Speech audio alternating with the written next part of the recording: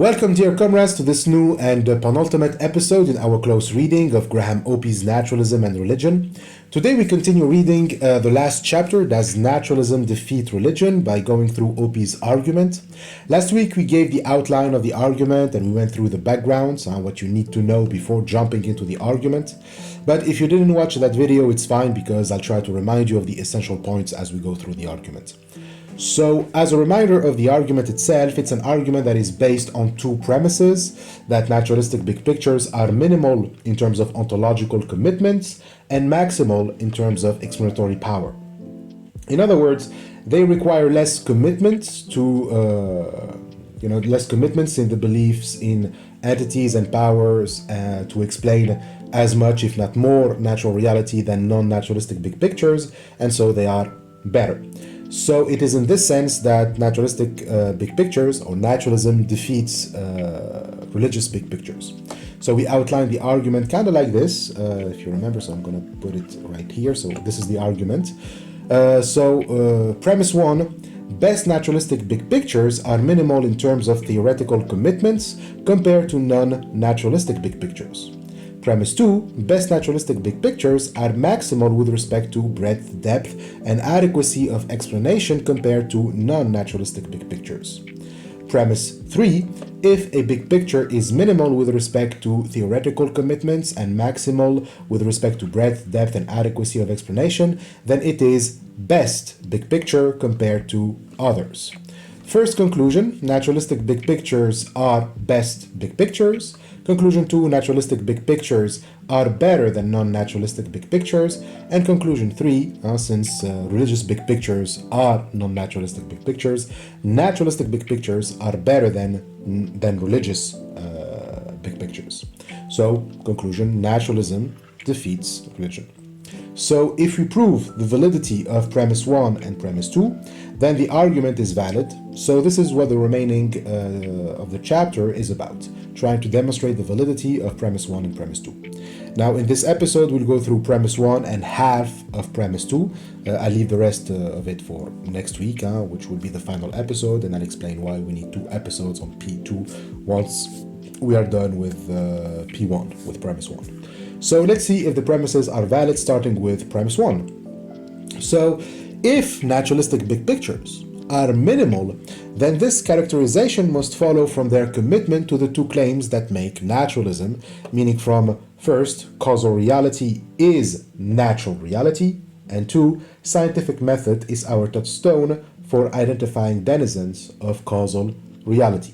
Remember that these 2 claims are the definition of naturalism.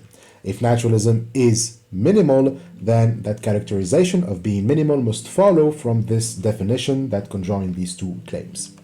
So we need to first argue that a big picture that is committed to these 2 claims only is minimal. So we need to argue for why it is the case, why commitment to these 2 claims makes our big picture minimal. Why should we suppose that it follows from claim 1 and claim 2 that best naturalistic big pictures are minimal? So let's start with highlighting an important point related to the backgrounds from last week. We said that our argument is about best big pictures, right? We are not interested in trivial big pictures, but only the best versions. And best big pictures must be committed to natural reality. And more precisely, they have to integrate data in their accounts, meaning that they must be updated about the latest discoveries in science. If you want to argue for a big picture, but you don't know anything about science, well, we won't bother with your big picture. But for a big picture to be committed to natural reality, or more precisely to natural causal reality, or the causal domain, it doesn't mean that it has to be naturalistic. Non-naturalistic big pictures also engage with natural causal reality and treat it as real and rely on science to make any claim about natural causal reality. A non-naturalistic big picture, for example, that regards natural causal reality as pure illusion and doesn't want to engage with it or with what science has to say about such causal reality under the pretext that it is an illusion, that big picture won't be taken seriously. And Oppy provides an example of this with idealism 2 paragraphs down, and we will come to it. In other words, you can have a non-naturalistic big picture, meaning a big picture that claims that natural reality doesn't exhaust causal reality. Like causal reality is more than just natural causal reality. Like there is also a part of causal reality that is non-natural. And you can argue that this non-natural part is more real, is realer or deeper or whatever. So the point remains that for your big picture to be taken seriously and considered best big picture, it has to at least not contradict what science has established concerning natural causal reality. So this is the first prerequisite for competing best pictures. They must be committed to natural causal reality and to the claim that scientific method correctly identifies denizens of natural causal reality. They can say that there is another part of causal reality that isn't natural and isn't discovered or disclosed by science, but they first need to be committed to the existence of natural reality, and when it comes to that part of reality, science has absolute authority. Thus, every best big picture that is in serious competition with best naturalistic big picture is committed to the full inventory of denizens of natural causal reality, objects, powers, that is vouchsafed by science. But this is precisely what makes naturalistic big pictures minimal. Non-naturalistic big pictures have the same commitment than naturalistic big pictures. They commit to natural causal reality and to the claim that science is the touchstone for identifying natural causal reality, but they go one step further. They have more commitment to other parts of reality, whereas naturalists, they just stop at natural causal reality. That's just to say that any best big picture that is in serious competition with best naturalistic big pictures is committed to everything to which naturalistic big pictures are committed. Moreover, given that competing big pictures to naturalistic big pictures, so non-naturalistic big pictures, so giving that competing big pictures is non-naturalistic, then it has commitments to causal entities, objects, and powers beyond the denizens of natural reality. So insofar as we limit our attention to the causal domain, best naturalistic big pictures have fewer commitments than any of the best big pictures with which they are in competition. So, naturalistic big pictures are minimal in this first sense. They have less commitments to the causal domain than non-naturalistic big pictures. They are committed to just natural causal objects and powers, whereas non-naturalistic big pictures are committed to natural and non-natural causal objects and powers. But this is just in relation to the causal domain, which seems to be purely descriptive. We said last week that a big picture is the best approximation to a theory of everything, which is descriptive but also normative and evaluative. In other words, we don't only have commitments to natural causal reality, to the causal domain, but commitments to perhaps non-causal things like values, moral and aesthetic values. We also include abstractions, etc. So it seems that there are two types of commitments: those engendered by the causal domain and those engendered by the evaluative, the normative, the abstract, and so forth. And these, the evaluative, normative, abstract, etc., like the causal domain, are potential sources for other theoretical commitments entirely independent of the causal domain. So this means that you cannot reduce these commitments to commitments to the causal domain. There is no reduction, as Oppy says, of the types of commitments engendered by the evaluative or the normative or the abstract to the types of commitments engendered by the causal. So simply put, this is like Hume's guillotine. You cannot derive an ought from an is. Your commitments to what is good or bad or beautiful or ugly, for example, cannot be derived from your commitments to causal reality. But if indeed these two types of commitments are independent, what does it mean for, the notion of best big picture? Well, then it simply means that the best big pictures are simply best big picture treatments of the causal conjoined with best picture treatments of the evaluative, the normative, the abstract, and so forth. So you just combine your big picture treatment of the causal with your big picture treatment of the non-causal. Last week we said that big pictures are the logical closure of propositions that serve as answers to big picture questions. Big picture treatment of the causal means applying that to big picture questions about the causal, about causal reality, like, what are causes, how do causal relations work, what entities are needed for them, whether you need laws of nature, powers, God, etc.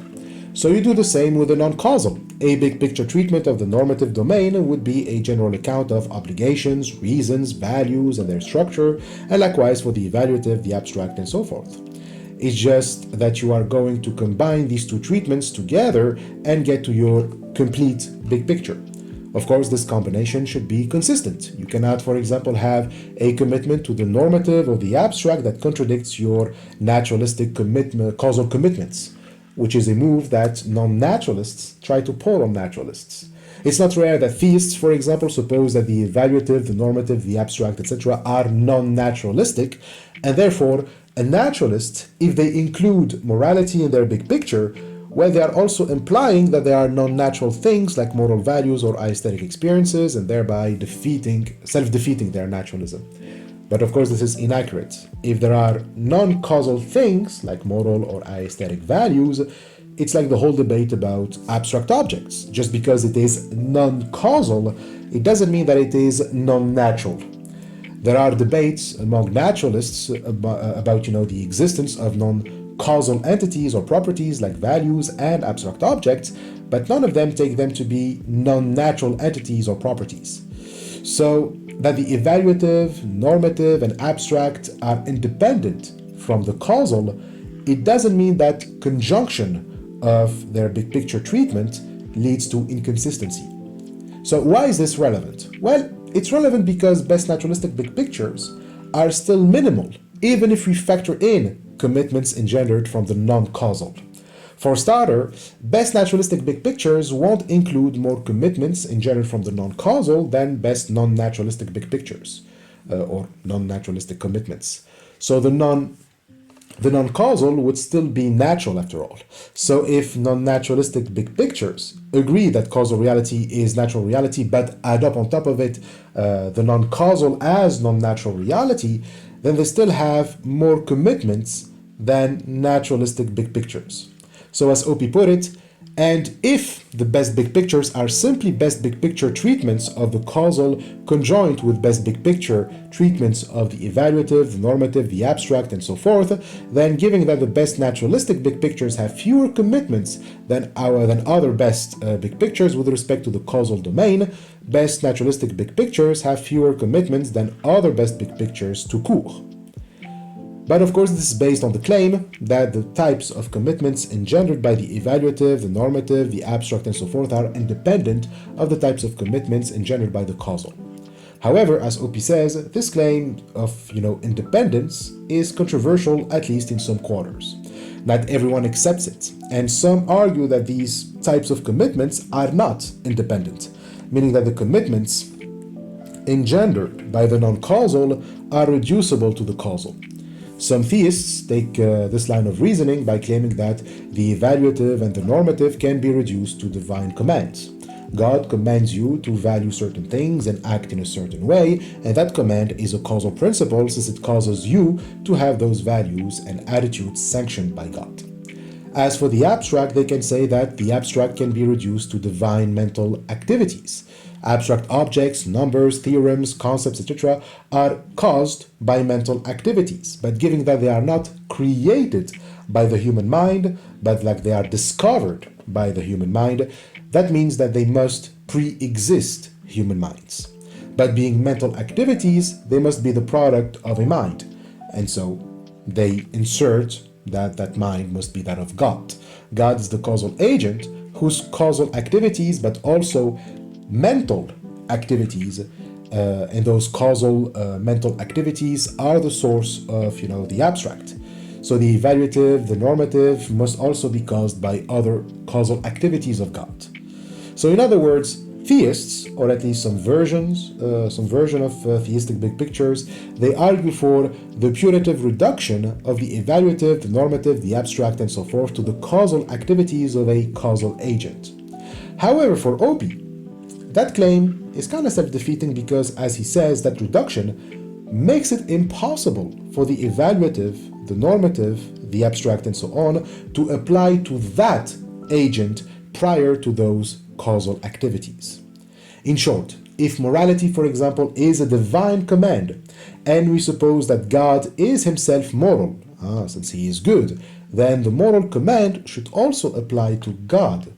But if the command exists due to his command or whatever causal activities of God, then before making those commands, those cannot apply to God, they cannot apply to him since they didn't exist before he makes the commands. But if he is always good, then he is moral even before uttering the commands. So the evaluative, the normative, and also the abstract cannot be caused by God's divine commands or mental activities, since they must exist prior to his command and mental activities, or at least independently of them. And if we say that before making the commands and the activities he wasn't good, so why would he have the necessity to be good and utter those commands?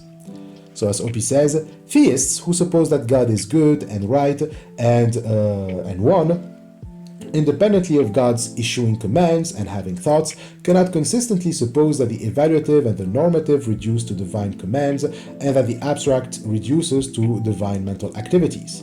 And theists who deny that God is good and right and one, independently of God's issuing commands and having thoughts, can give no adequate account of the necessity of the evaluative, the normative, and the abstract. See Oppy forthcoming A, forthcoming B for much more elaborated development of this argument. So forthcoming A and B are essays that weren't published yet when Oppy wrote the book, so in 2018. Forthcoming A is an essay titled Against Idealism, and it was published. You can find it in Idealism, New Essays in Metaphysics, edited by Goldsmith and Pierce. And forthcoming B is another essay by Oppy called Morality Does Not Depend on God, and you can find it in Disputations and Introduction to Philosophical Problems, edited by Cohen. So both are now, are published now.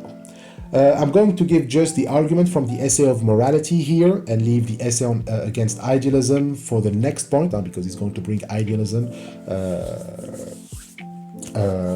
soon. So the essay on morality argues, like we've seen, that theistic big pictures claim that morality depends on God, but in three different ways. We can say that morality defined as an informal public system of norms that, giving specified conditions, would be endorsed by all suitably qualified persons. Like this is how Oppy defines morality in that essay.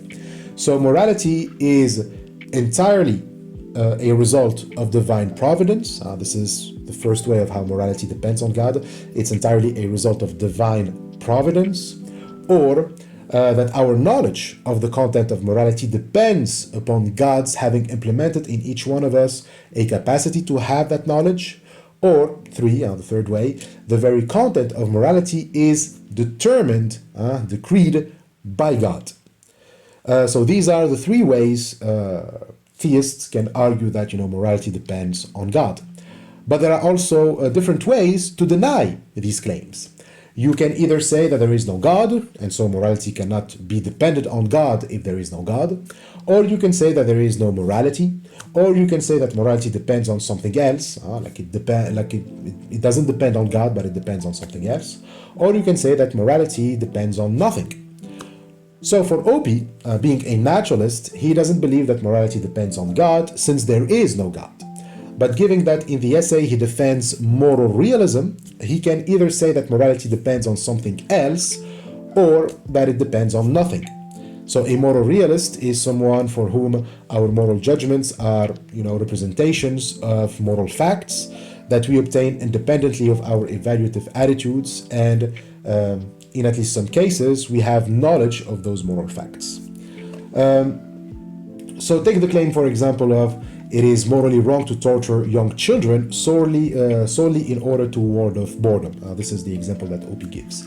According to Oppy, this claim is true no matter what. No matter what your attitude is, no matter what you are thinking, this claim is true no matter what, and almost all human beings can agree and know that it is true. For Oppy, and I think we can all agree, by the way, because I'm also a moral realist, there is absolutely no circumstances in which torturing children just because you are bored can be something else but morally wrong. Causing a tremendous amount of pain for a minor benefit can never be right.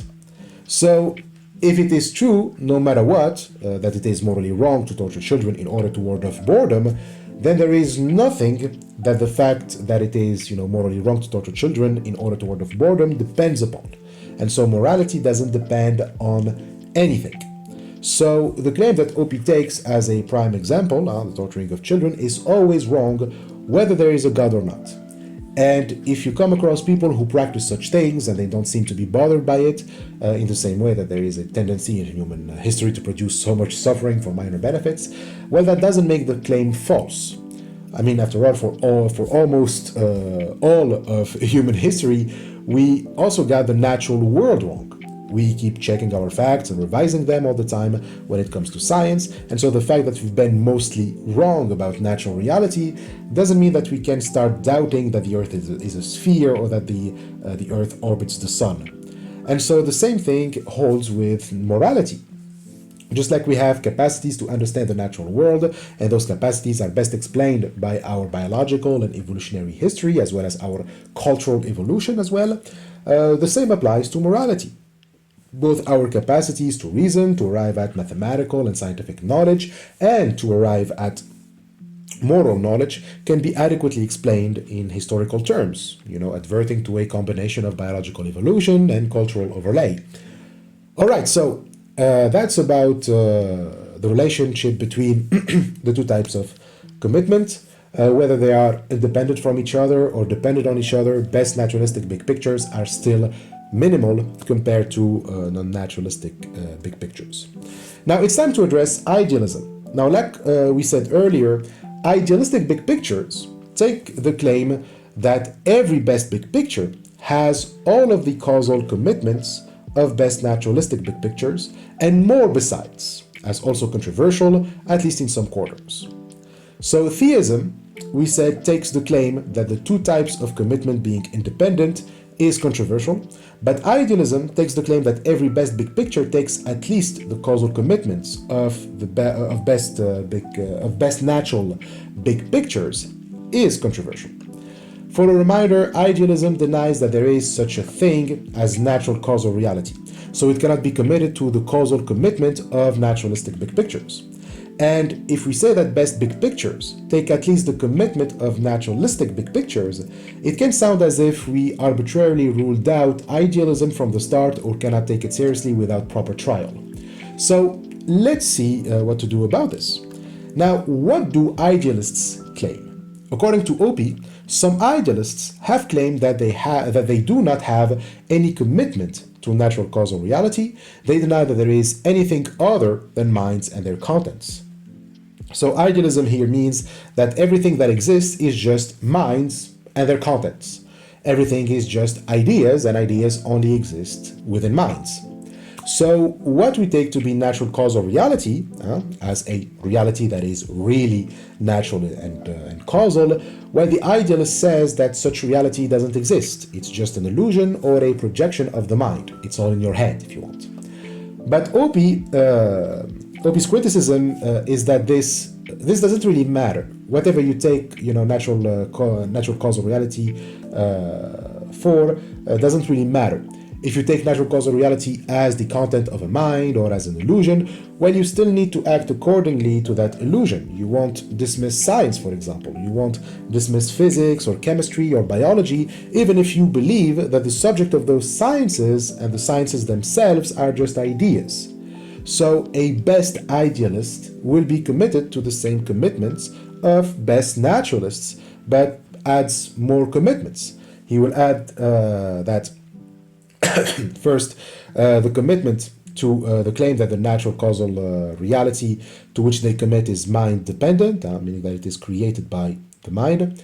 And two, that there is a causal reality that causes these minds to have these ideas and experiences, which is a hypermind. And this is what they would call God. So in this regard, naturalistic big pictures are still minimal. So as Oppy says, it seems to me that best idealist big pictures are bound to have commitments that exactly mirror and so carry the same theoretical cost as the commitments of best naturalistic big pictures and more besides. So, idealists have commitments that mirror those of naturalists in the sense that they both treat natural causal reality in the same way, except that the former, the idealists, they view that natural causal reality as a mind content, okay, whereas naturalists, they don't.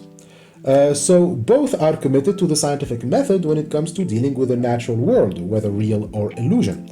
Plus, they offer causal explanations for why a mind is having the kind of ideas that it has.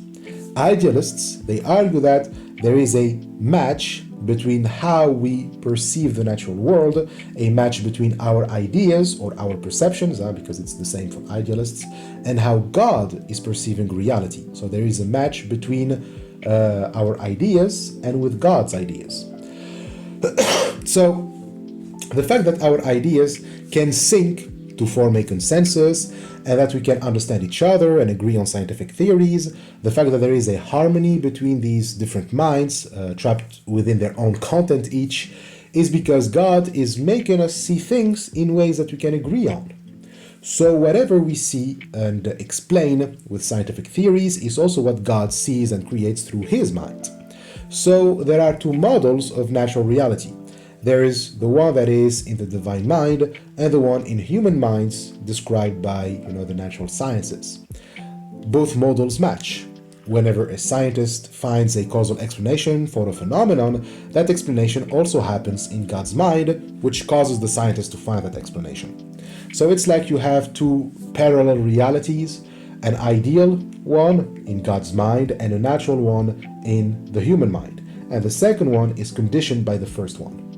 So as Oppy says, after all, plausible idealist big pictures do not treat experience as cert. Rather, they offer causal explanations for our having the experiences that we do. Typically, these explanations advert to models of natural reality in a divine mind, the description of which is the task of the natural sciences, for each causal item or relation that is reckoned by naturalists. On the basis of some range of experience to occur in natural reality, there is a causal item or relation in the divine model that the idealist reckons on the basis of that same range of experiences. Since the match between the naturalist's natural reality and the idealist's model in the divine mind is perfect, at least in principle, and since idealists are committed to causal entities like God, to which naturalists are not committed, it is clear that best naturalistic big pictures are less committing than best idealist big pictures. See Oppy forthcoming A for much more elaborate rendition of this argument. So the forthcoming A, that's the essay we mentioned against idealism, and it starts with stating the naturalist position regarding minds, which we will go back to in the second premise, in the third section. But basically, according to Oppy, for a naturalist, minded organisms are late and local. Okay, there are no minded entities other than relatively recently evolved biological organisms in our universe and in whatever other universes there may be, and as the downstream causal products of the actions of relatively recently evolved biological organisms. Now, Oppy doesn't really like the expression organisms having minds. He prefers that we talk of minded entities, but for idiomatic reasons, he'll say organisms that have minds. So we'll explain in the section on mind what is the difference between having a mind and being minded. So in naturalism, the most important feature here is that the mindedness of organisms is explained entirely in terms of natural properties, most importantly, neural and other biological processes. Idealism, however, like it with all its variations, supposes that minded entities just are minds, that our being conscious or our perceiving is something quite other than our undergoing certain kinds of neural processes and other biological processes that have been appropriately shaped by local, social, and evolutionary history. And most importantly, idealists, they suppose that there is some sense in which minds, or minds and their contents, are fundamental. All causal entities, other than minds, or minds and their contents, are grounded in minds. That they are, constructed from or constituted by or reducible to or supervenient upon or identifiable with minds and their contents. So in short, idealists, they suppose that fundamental causal reality is entirely mental. And so we can sum up the idealist big picture as the conjunction of four claims. You can say that first it is that it claims that fundamental causal reality is entirely mental. Two, that minds are entirely so minds are neither late nor local in the causal order. Three, non-mental objects are fully explained in terms of the contents of mind. And four, human beings are minds. And this, however, is a non-natural thesis because idealist accounts on the causes of the contents of human minds inevitably settles on a supernatural mind, on a mind that is not the mind of a natural organism. So without a supernatural mind that causes the content of human minds, idealism is unable to explain the contents of human minds, of communication between human beings, the interpersonal stability of non-mental objects, etc. So the centerpiece of causal reality is a supernatural mind. And that supernatural mind contains a developing representation that exactly matches the account of the universe. And that mind, we are talking about God here, so that mind is communicating with other minds who are us. Hence explaining why we have the mental content that we have. Suppose that you have organism O. O has ability A, just in case its mind has ability A prime. So organism O's mind has ability A prime, and it can be explained in terms of O's genetic endowment and upbringing, which are explained in terms of the social and biological evolution of O's ancestors. And naturalists, they just stop at that. Idealists, however, they say that this explanation isn't the full story. The naturalist explanation of how O's mind has ability A prime isn't the full story. So on top of that, they will say, and they will argue that this is more important than the scientific story, they will say that O's mind has ability A prime also because the supernatural mind intended for organism O's mind to have ability A prime. And everything else related by science was part of the supernatural mind plan to make O's mind possess that ability. So obviously, in relation to idealism, naturalism is clearly minimal. Ontologically speaking, naturalists are committed to the denizens of the universe, minded organisms, sofas, sculptures, cars, cities, rivers, planets, stars, and so on, and to nothing else. Idealists, however, are committed to all of the denizens of the universe that we just listed, plus a supernatural mind, minds understood differently from minded organisms, and even the denizens of the universe are understood not as real or physical objects, but as contents of those minds. So this leads us to ideological differences between the two. Naturalists are only committed to just one kind of causation, natural causation within the universe, whereas idealists, they argue that there are two kinds of causation: natural causation with the universe and the type of causation that underwrites transfer of information between minds. And thirdly, Both differ in their appeal to laws or principles that govern reality. On the one hand, naturalists are committed to just those principles and laws that are required for the universe. On the other hand, idealists are committed to those principles and laws that are required for the universe, as well as to the laws and principles that are required for the domain of minds and contents of minds.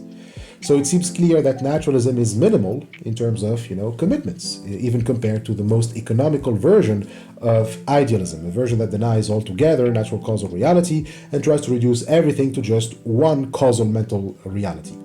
On that view, it may become as minimal as naturalism, but then it will lose in maximal explanatory breadth and depth.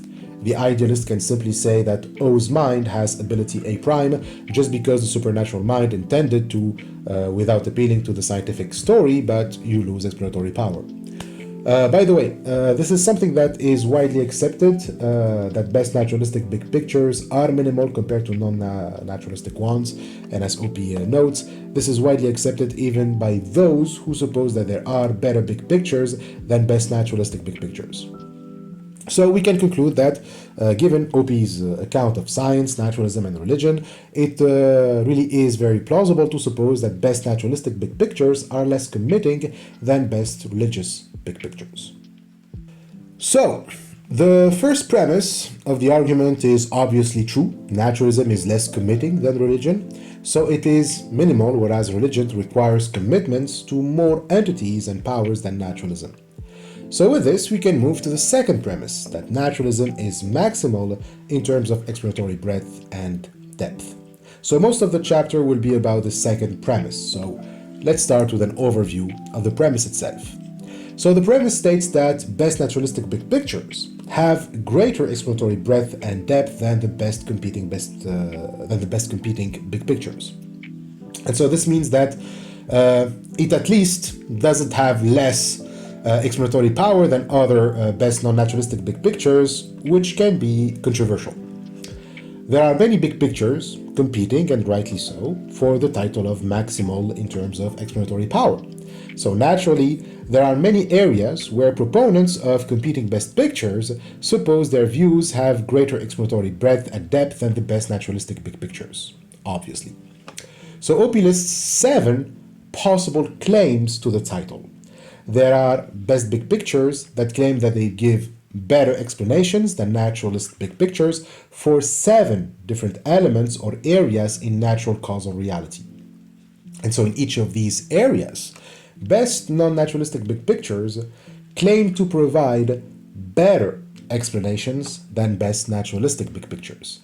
And this is why we need 2 episodes. If we try to cover all 7 in one episode, this video is going to be, over 6 hours long, and honestly, I'm not up for the challenge. So in this episode, we will see the first 3 areas: general causal features of natural causal reality, general design features of natural causal reality, and then mindedness. So this is where we will talk about idealism again. So I decided to group these 3 together because, well, that's the chronological order in which Oppy discusses each one of them. But also I feel like these 3 are more challenging than the remaining 4. The remaining 4 are about miracles, religious experience, sacred artifacts, and divination practices, like communication with non-natural entities.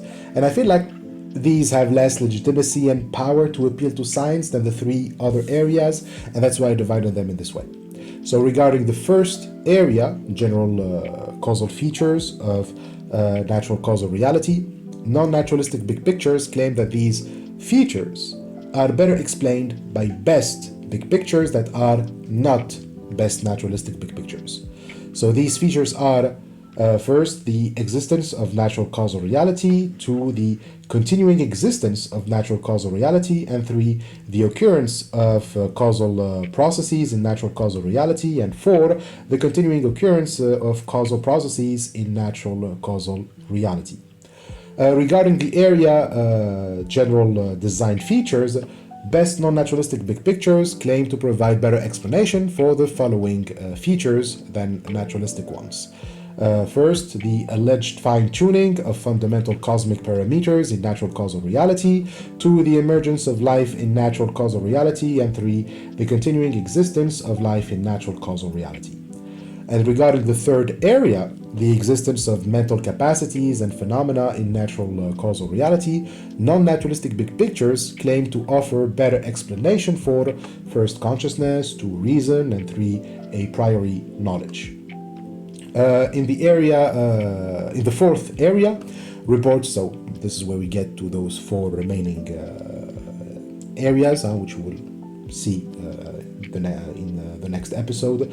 So the first one is reports of the naturalistically anomalous in natural reality. So non-naturalistic big pictures claim to offer better explanation for reports of miraculous interventions, episodes, activities, and phenomena, and two reports of other non-natural interventions, episodes, activities, entities, and phenomena. Regarding the fifth area, the existence and nature of religious experience in natural causal reality, non-naturalistic big pictures claim to offer better explanation for mystical experience, religious dreams, religious visions, religious perception of the mundane, and religious perception of the religious. And regarding the sixth area, the initial and or continuing existence of religiously significant artifacts, non-naturalistic big pictures, they claim to offer better explanation for religious texts and religious relics. And lastly, regarding the seventh area, religious communication, non-naturalistic big pictures claim to offer better explanation for divination, omens, linguistic linguistic communication with non-natural agents, and for non-linguistic communication with non-natural agents. So, these are the areas in which competing best pictures claim to be maximal. For naturalism to defeat non-naturalism, and therefore religion, it has to show that this is false, that the claims made by non-naturalistic big pictures in regard to these seven areas are simply false, that they don't provide better explanation than naturalistic big pictures. And so, in the following sections of this chapter, we shall consider whether any of these cases give us reason to suppose that there are some areas in which best big pictures that are not best naturalistic big pictures have greater explanatory breadth and depth than best naturalistic big pictures. So let's start with the general causal features of natural causal reality. So what are the general features?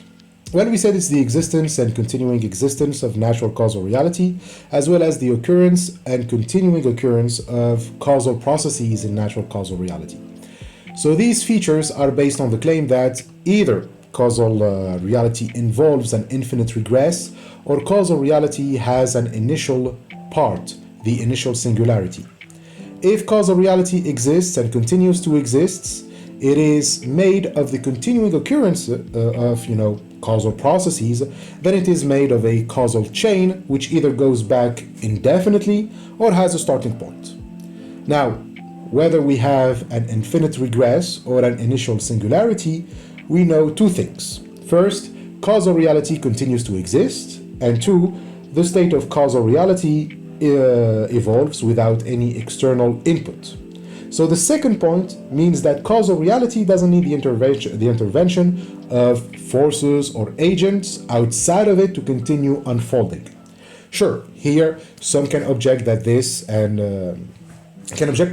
say that if things were left to just internal causal input, they wouldn't be able to explain some things that happened in their life.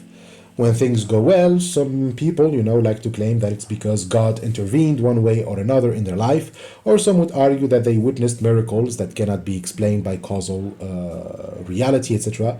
But this is irrelevant here. What matters for now is that causal reality doesn't need external input to evolve. So the continuing existence of causal reality and without needing external input is true whether we have an infinite regress or an initial singularity. Now, this continuing, as well as the possibility of an initial singularity or infinite regress, is either necessary or contingent. Regarding the continuing of causal reality's existence, it is irrelevant whether we have an initial singularity or an infinite regress. In either case, the continuing existence of causal reality is either a matter of necessity or it is a matter of brute contingency. Likewise, if we say that there is an initial singularity, then either the singularity, exists of necessity or its existence is brutally contingent, and either it possesses some of its properties as a matter of brute contingency or it possesses all of its properties as a matter of necessity. So, either it itself is necessary or contingent, and its properties are either necessary or contingent. And similarly for the infinite regress possibility, either it's out of necessity that there is an infinite regress or brute contingency. Now these questions about whether there is an infinite regress or initial singularity and whether this is all necessary or contingent is a matter of dispute. It is currently, as Oppy says, a matter of dispute whether causal reality involves an infinite regress. It is currently a matter of dispute whether the existence of an initial singularity is necessary or brutally contingent. It is currently a matter of dispute whether the properties of an initial singularity are all necessary or include some that are brute contingency. It is currently a matter of dispute whether the continuing existence of causal reality is necessary or a matter of contingency. So, nothing is settled in these questions. All we know is that natural causal reality exists and it continues to exist and evolve. But that's just at the level of data. If we stop there, then we are not giving, a big picture content or a big picture account. Like we said last time, big picture explanation of general causal features goes beyond what is agreed upon by science or data.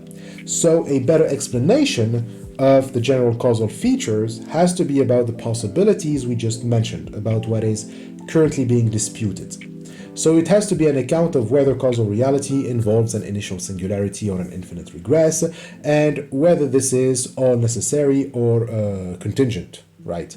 If naturalists can give a better explanation, or at least they can give no less of a good explanation than competing big pictures about these matters, then best naturalistic big pictures are maximal in this area. So let's see how naturalist big pictures are doing here. Let's start with infinite regress. Oppy says, suppose that best big pictures say that causal reality involves an infinite regress. Then best naturalistic big pictures say that there is just an infinitely regressing natural reality whose state evolves without an external input. Competing best pictures postulate either another kind of infinitely regressing entity that evolves the state of an infinitely regressing natural reality without any kind of external input, or else another kind of infinitely regressing entity that involves the state of a finite natural reality without an external input. So, the point here is that if it happens that causal reality involves an infinite regress, that doesn't give non-naturalistic big picture an advantage over naturalistic big pictures. Naturalists will simply say that there is an infinitely regressing natural reality and they would stop there. And non-naturalists will either say that they agree with the naturalists that there is a natural reality infinitely regressing, but then for being non-naturalists, they'll have to add that there is another kind of an infinite regressing entity, a non-naturalistic one, that is responsible for the evolving state of that natural reality but without intervening. Or they will deny that natural reality is infinitely regressing, so they will postulate a finite natural reality, but they will have to postulate a non-natural infinitely regressing entity that is also responsible for the evolution of that natural finite reality, but without intervening. So obviously, as Oppy says, these two accounts don't have any advantage over the other. We can say that both naturalistic and non-naturalistic big pictures are maximal here, but giving our first premise that the naturalistic ones are minimal, naturalism obviously wins this round. So, either way, competing best pictures clearly score no better than best naturalistic big pictures in point of their explanatory adequacy. Either way, the continuing existence of causal reality and the continuing occurrence of causal processes in causal reality are explained by appeal to infinite regress on state evolving in the absence of external input. So next, we have the different accounts that involve the initial singularity. we can say that there are three counts. Either the singularity is necessary and all of its properties are necessary, or it's contingent and its properties contingent, or it's necessary and has some of its properties contingent. Of course, it cannot be that the singularity is contingent, but its properties are necessary. So, first, necessary singularity and necessary properties. 2, contingent singularity and contingent properties. And 3, necessary singularity and some contingent properties. So let's begin with the first option. Suppose, as Oppy says, that best big pictures say that there is an initial singularity that exists of necessity and that has all of its properties of necessity. Then best naturalistic big pictures say that there is just a causal past finite necessarily existing natural reality whose state evolves without any external input. Competing best pictures say that there is a causal past finite necessarily existing causal reality whose states evolves without any external input, in which natural reality is a merely contingent existing subpart whose evolution of state is, at least in part, due to causes external to it. Competing best pictures clearly score no better than best naturalistic big pictures in pointing of their explanatory adequacy. Either way, the continuing existence of causal reality and the continuing occurrence of causal power processes in causal reality are explained by appeal to brute necessity. So here, the outcome is going to be, like in the first case. Best non-naturalistic big pictures don't have an advantage in terms of explanatory adequacy here too, so naturalism takes this route for being maximal but minimal. What this option is saying is postulating classical determinism.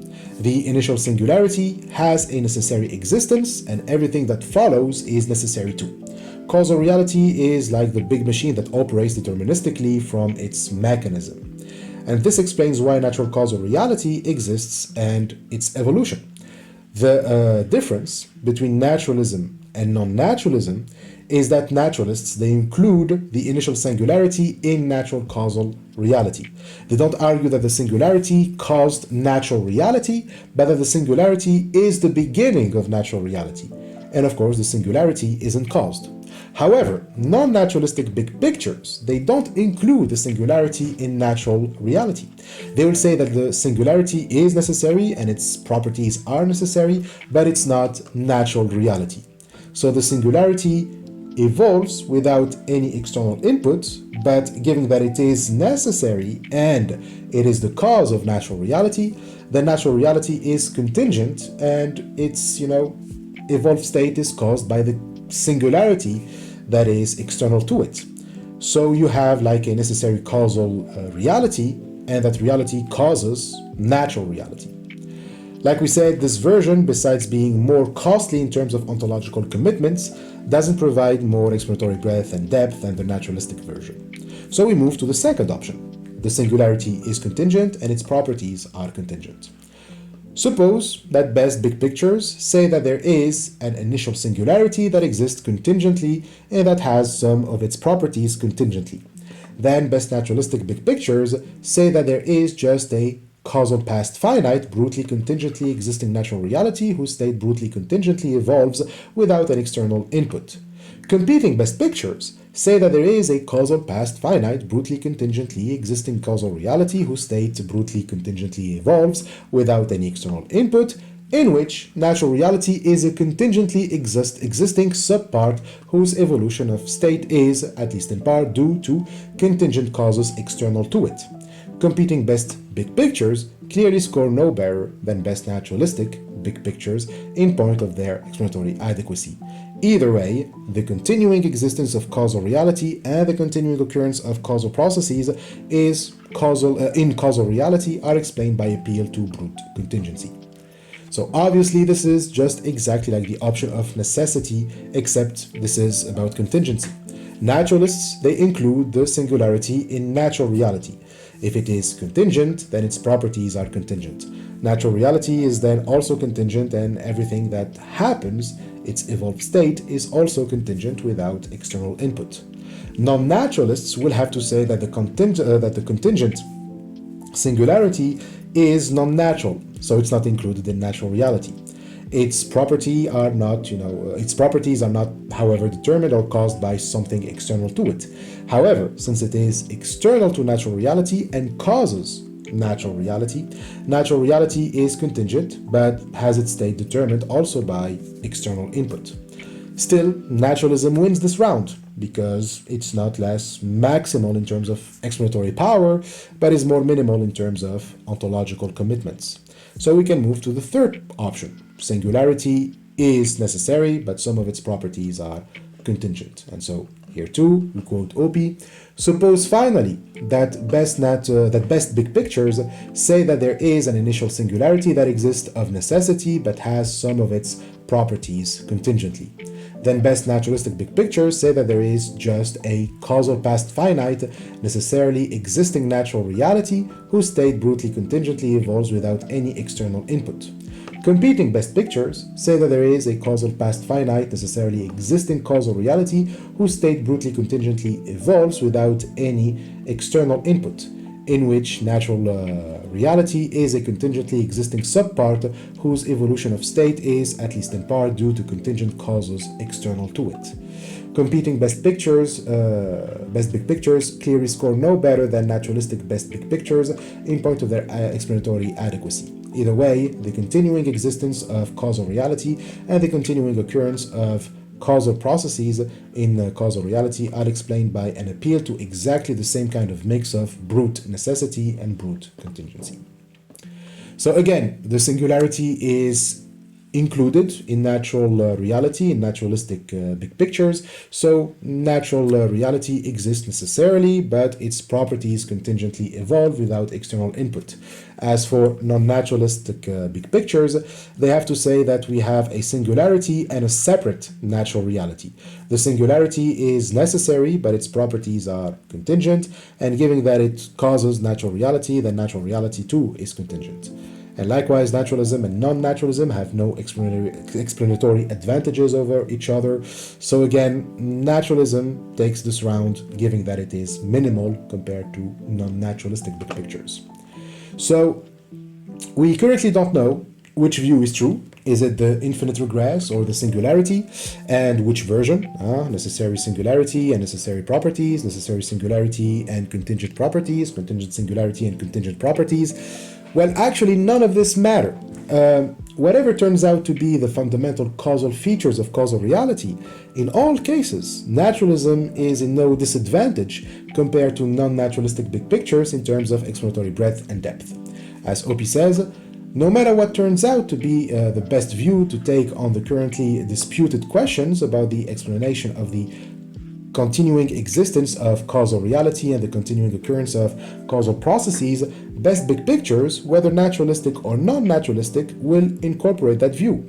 Consequently, consideration about these general causal features cannot possibly give any explanatory advantage to non-naturalistic big pictures. So, the only criteria left is that of minimal commitment. And in that area, naturalism wins. It explains causal reality as well as non-naturalism, but with fewer ontological commitments. The big takeaway here is that postulating the properties of the cause of natural reality and the continued occurrences of causal processes in natural reality makes no difference to naturalism. Whether the nature or properties of the cause of natural reality, naturalism will not fail to provide best explanations for natural reality and is therefore not at a disadvantage. So it actually has an advantage thanks to that first premise.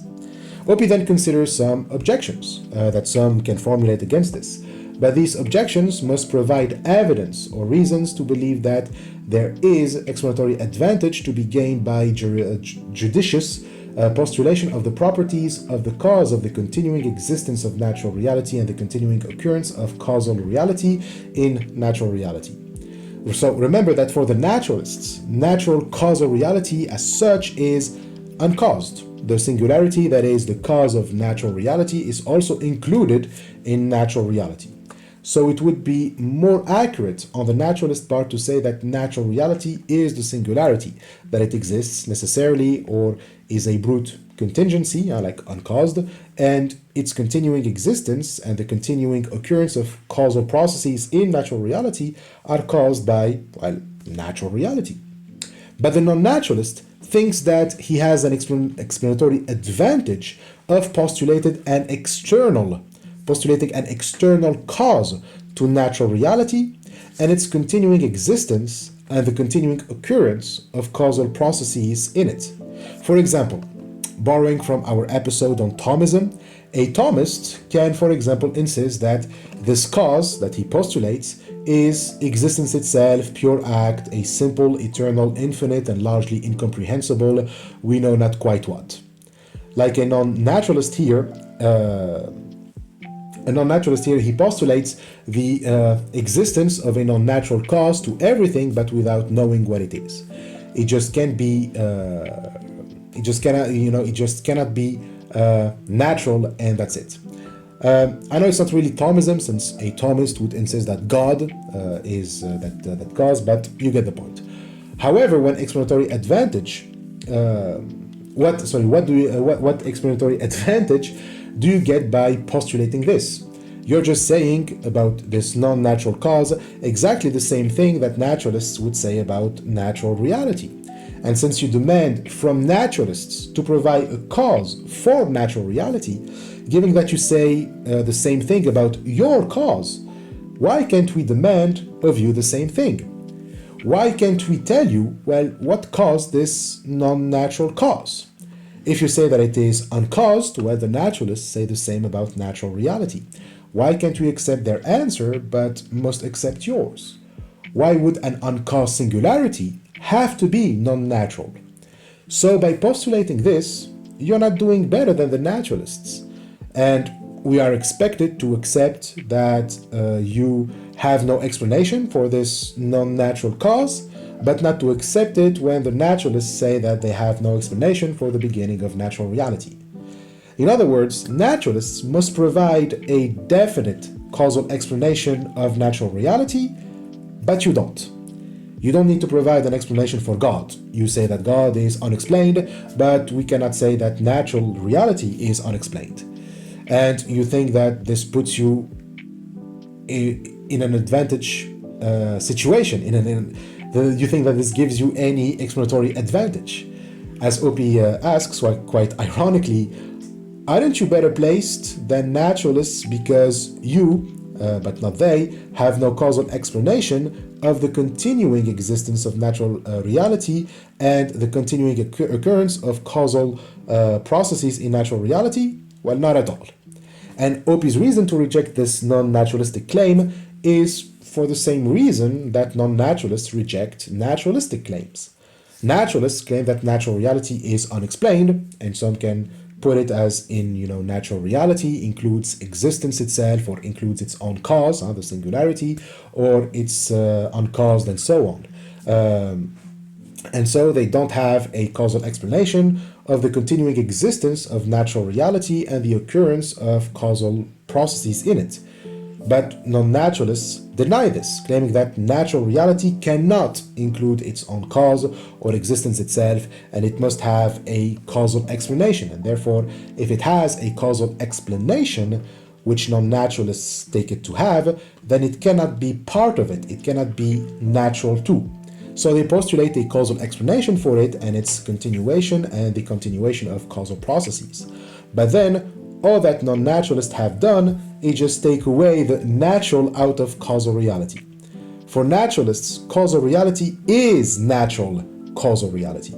For non-naturalists, causal reality includes natural causal reality, like natural causal reality, just a part of causal reality, with an emphasis that the non-natural aspect of causal reality is ontologically and metaphysically superior and prior and is the causal explanation for natural causal reality. In other words, causal reality started way before natural causal reality and caused natural causal reality. So sure, you have a causal explanation of natural reality and what happens in it, but what makes it okay for your causal reality to also include existence itself, pure act, a simple, eternal, infinite, and largely incomprehensible, we know not quite what, but not natural reality.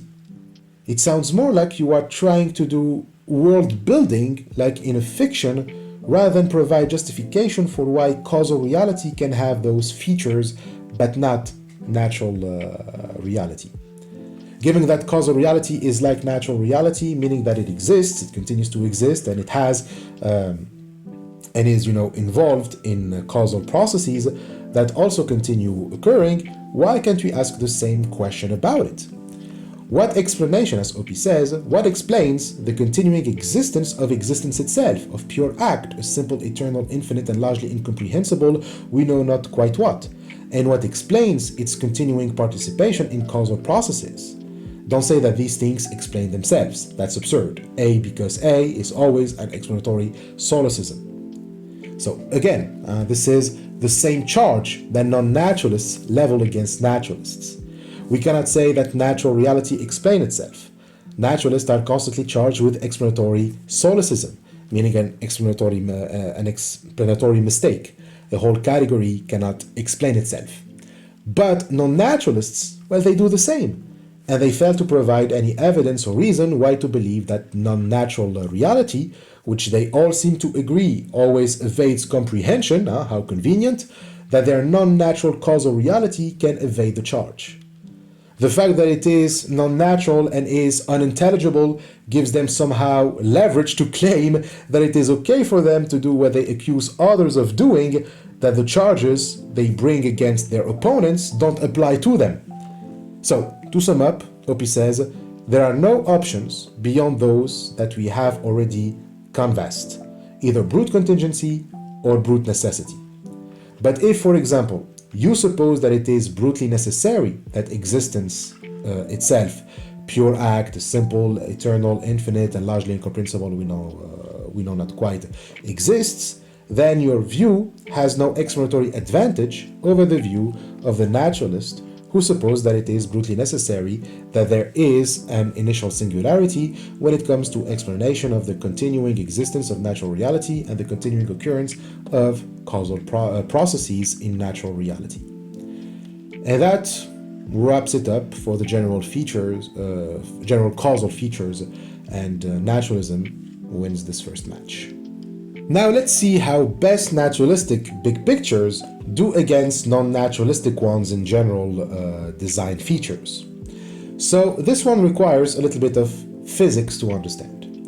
Oppy starts his section with a statement about how modern fundamental physics work at its deepest level.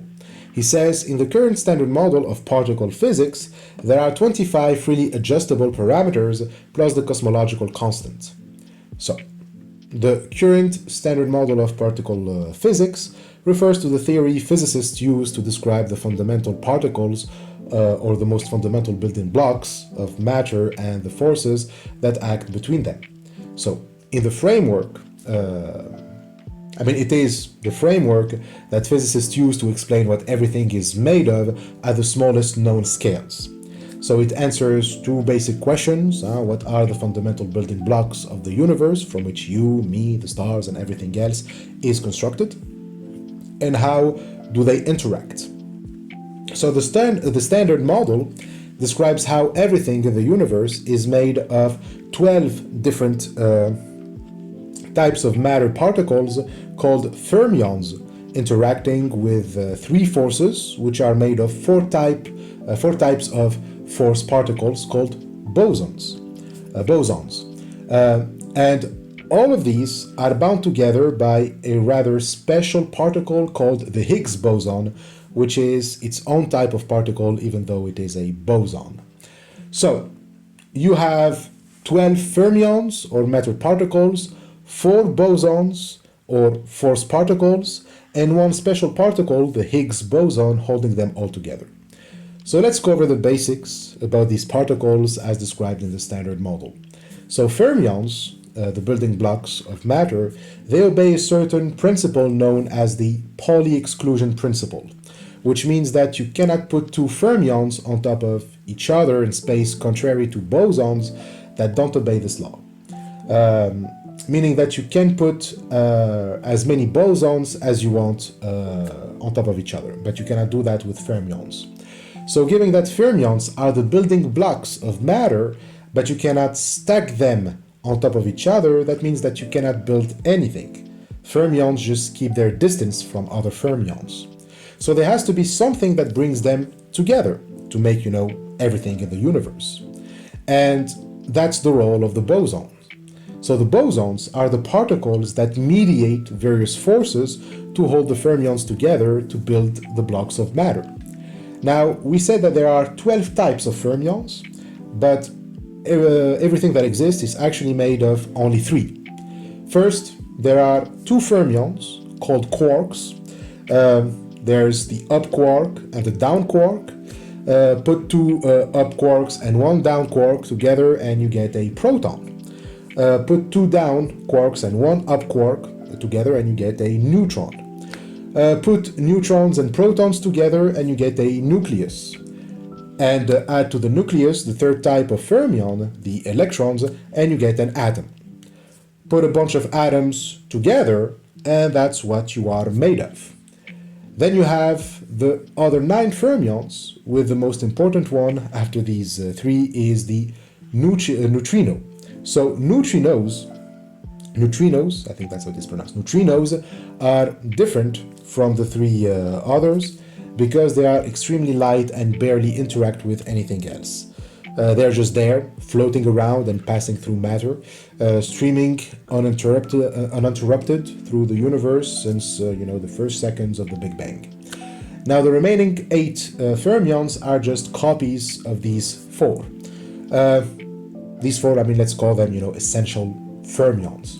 So each fermion we mentioned this far has 2 other copies, which means that there are 3 types of each of the 4 main fermions, which makes up these 12 fermions.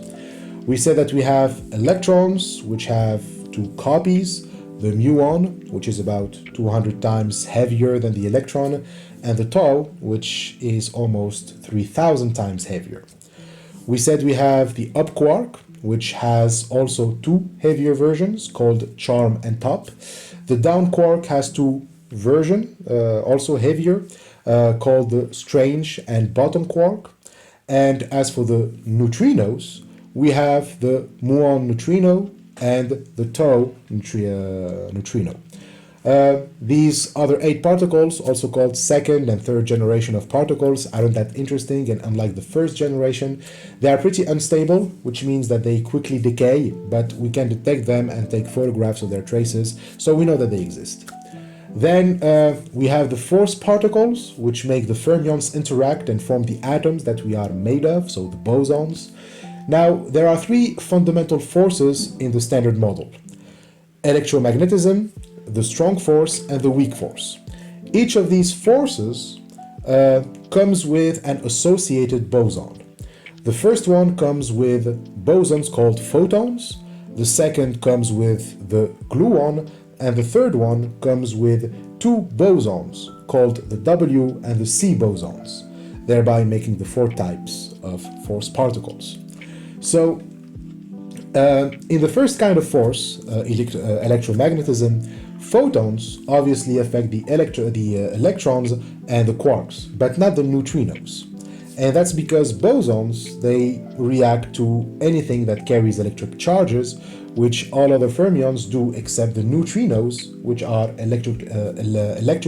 electrically neutral. So the strongest fundamental force in nature, aptly named the strong force, acts only on quarks and what is made of quarks, meaning protons and neutrons.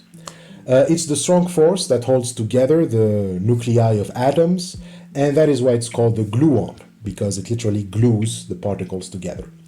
The weak force is not about binding particles together, but about decay. The weak force is the reason that heavier matter particles quickly decay into the 3 lighter and more stable fermions that make up matter as we know it. But there are 2 interesting facts about this force. First, the weak force is the only one of the 3 forces to act on all particles, meaning that it is the only force that neutrinos feel. And secondly, it plays an important role in sustaining life. See, this force has the astonishing ability to allow quarks to switch their identity. A down quark can turn into an up quark, releasing an electron and a neutrino in the process. And this means that a neutrino can morph into a proton in what we call radioactive beta decay, which is responsible for the nuclear fusion reactions that power the sun and produce the energy required for life on Earth. So that's for the 4 bosons that are force particles. And finally, we have the most complicated and mysterious particle, the Higgs boson. So the Higgs boson's job is to provide the particles with a mass. Without it, electrons and quarks would be, massless. Well, more precisely, it's a Higgs field. It's like, a force field that is all around us and gives us mass, or gives the particles that make us mass. And the Higgs boson is just the excitation of the Higgs boson, meaning that the boson itself is the interaction between the field and the particles that get their mass from the field. I'm probably explaining it wrong, but it's because, it's really complicated and, I'm not a physicist, this is just what I understood from, what I read, from what I watched. But I think that's the simplest way we can put it. If I said anything wrong and about, and you are a physicist and have more experience than me, please correct me in the comments. But yeah, so if you know more about this, you can write in the comment a better way to put it. But we should also say that all particles are not really particles, but excitation of fields. The standard model is written in a language known as quantum field theory. And this tells us that matter at the fundamental level is not really made up of, particles, but of fields. Fluid-like objects which are spread throughout all of space, and the interactions between the fields produce the physical world in the form of particles.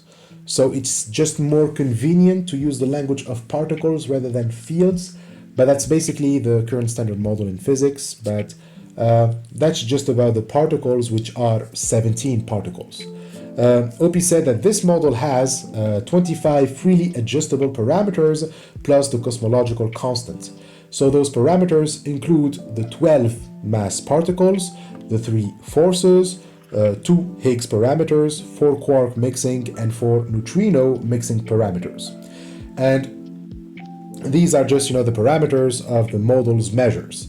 A freely adjustable parameter is a numerical constant in a scientific theory whose value is not fixed by the theory itself, but must instead be determined by experiment.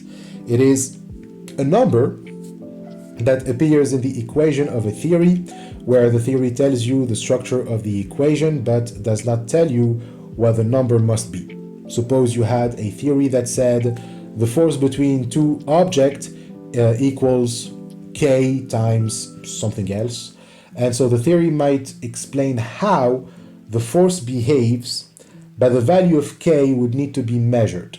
That K would be a freely adjustable parameter. So the theory says there is a number here, but it does not say what the number must be.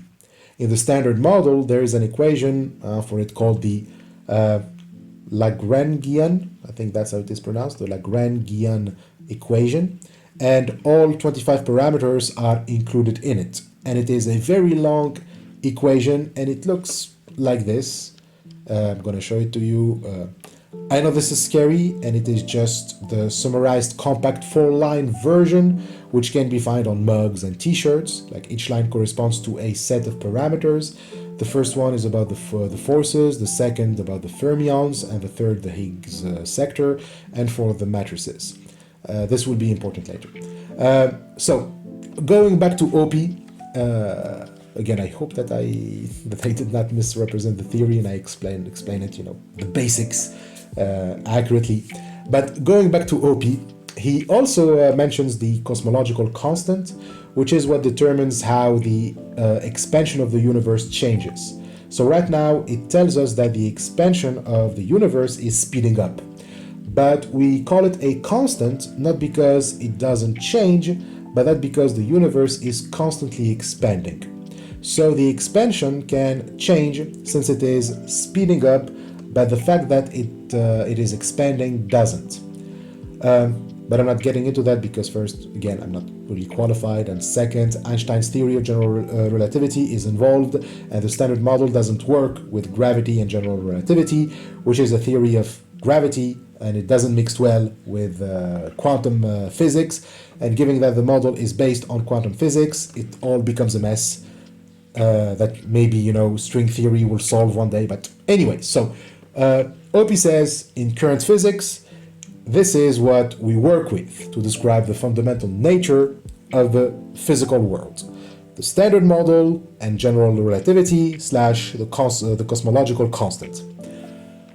But because the model, as I said, includes both quantum mechanics and general relativity, which, as Oppy says, these theories are known to be inconsistent at sufficiently high energy levels, we have to acknowledge its shortcoming and see that the current standard model is not final physical theory.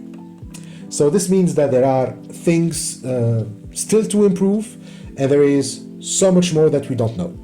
And this without mentioning that we are clueless about 95% of what makes the universe, meaning dark matter and dark energy. So there are many, contenders to the title of a final physical theory that try to overcome these difficulties, like string theory or loop quantum gravity. And these are attempts at providing a single unified theory that would explain all fundamental forces, including gravity. But as Oppy says, it is uncertain whether any of them are final physical theory. And like we said last time, it is very unlikely that we will ever be able to formulate theories of everything. Now, what is interesting here, and this is where the parameters are relevant, is that Oppy says that it is clear that we should not just assume that there are so many or indeed any freely adjustable parameters in final physics. So, he says that a unified theory of everything wouldn't need as many or any parameters that aren't determined by the theory itself. We can derive their values from principles rather than having to do measurements. Possibly even eliminate free parameters altogether. So the philosophical point is, we cannot assume that the ultimate structure of reality contains brute numerical facts simply because our current theory does. And this is often relevant in debates about fine-tuning. See, if the standard model is a theory to explain our universe, then it says that our universe is the product of those 25 parameters coming together to produce the universe. But if those parameters are freely adjustable, it means that they are independent, meaning that there isn't anything to compel them to have the values that they happen to have. And lucky us, the values that they have fit perfectly the requirements for there to be life and for our universe to be well ordered. In other words, the parameters are finely tuned. Well, in reality, we cannot be that lucky. So the theists say, look how many arbitrary constants physics contains. That suggests design. And you know the argument. We've already encountered a version of this in the chapter Does Science Defeat Naturalism through Plantinga's argument from design. The argument assumes that if there is the slightest difference in the parameters, our universe would collapse, which supports the view that the parameters might have been designed that way by an intelligent being, presumably God. So Oppy says that in final physics, everything would be so deterministic that there won't be a need for freely adjustable parameters. Our universe functions perfectly from its principle and cannot function differently from the way that it does, meaning that the parameters could never have a different value than the value that they have, or a different value outside the values that allows for life to exist. So proponents of theism argue the opposite, that our universe could have been different if God didn't step into fine-tune the freely adjustable parameters if God didn't adjust the parameters. Now, if Oppy is right, and final physics would rule out freely adjustable parameters in favor of fixed and necessary parameters, then there would be no need to appeal to God, and therefore naturalism wins. But that's only if it turned out that way. But there is the possibility that our universe has independent parameters and they are fine-tuned. Oppy says, let's concede to that option and see if naturalism loses any explanatory power. So he says, suppose if it is true that there are dozens of freely adjustable parameters in final physical theory. Suppose too that, as is currently the case for the 25 independent universal dimensionless physical constants in the standard model of particle physics, if any of these freely adjustable parameters took a value only very slightly different from its actual value, then either our universe would have been very short-lived, on the order of a second or less, or else our universe would have expanded so rapidly that it would always have consisted of more or less nothing but empty space. So the question becomes, if we take this as a fact, that yes, there are finely tuned freely adjustable parameters, would best religious big pictures gain the upper hand in terms of explanatory power? Or does naturalism still explain it best? So, is this fine-tuning of the freely adjustable parameters in the standard model of particle physics something that is less well explained in best naturalistic big pictures than in other best pictures? Well, let's see. First, if we concede to this possibility, then it means that somewhere in actual causal history, i.e. somewhere in actual causal reality, the values of the freely adjustable parameters are set. Now, whether the values of all parameters are set at the same point in history, or each parameter had its value set at different points, that doesn't really matter. Whether the current value of the parameter that allows there to be fermions and the one for the bosons were set the same day, or each was set on a different day, it doesn't matter. You can say that given that they are independent, it would be one hell of a coincidence that not only they are fine-tuned, but that they were also set in a way to be fine-tuned at the same point in history. But what matters is that they are set, and there is no harm, as Oppy says, in supposing that there is no more than one point at which all of the actual current values of the various parameters are set. So granted this, we ask, what does it mean to say that at some point in the actual causal order, the values of the parameters are said to be their current actual values? Well, obviously, if the values of the parameters are set that way, then the value will remain the same from then to this day. Now, obviously, the point in which all parameters have their current value cannot be after the Big Bang. So, if we suppose that the universe in which we are, started with the Big Bang, and from there we get to where we are today, just as a series of, causes and effects from those parameters, then obviously God isn't intervening. All a theist can argue for is that God set the parameters and the rest simply unfolds as astrophysics trace it back to the Big Bang. So once the history of the universe begins, the parameters were already set, and so everything unfolds as science says it did without resorting to any external causal intervention. We don't also suppose that at one point in the history of the universe, so after the Big Bang, God had to intervene again to fix the parameters that for some reason derailed from their path, or that he keeps intervening to keep the parameters fine-tuned. We assume, like Oppy, that there is no subsequent causal intervention if at some point in the causal order the values of the parameters are set to their current actual values, then the parameters do not take anything other than those current actual values in subsequent actual causal history.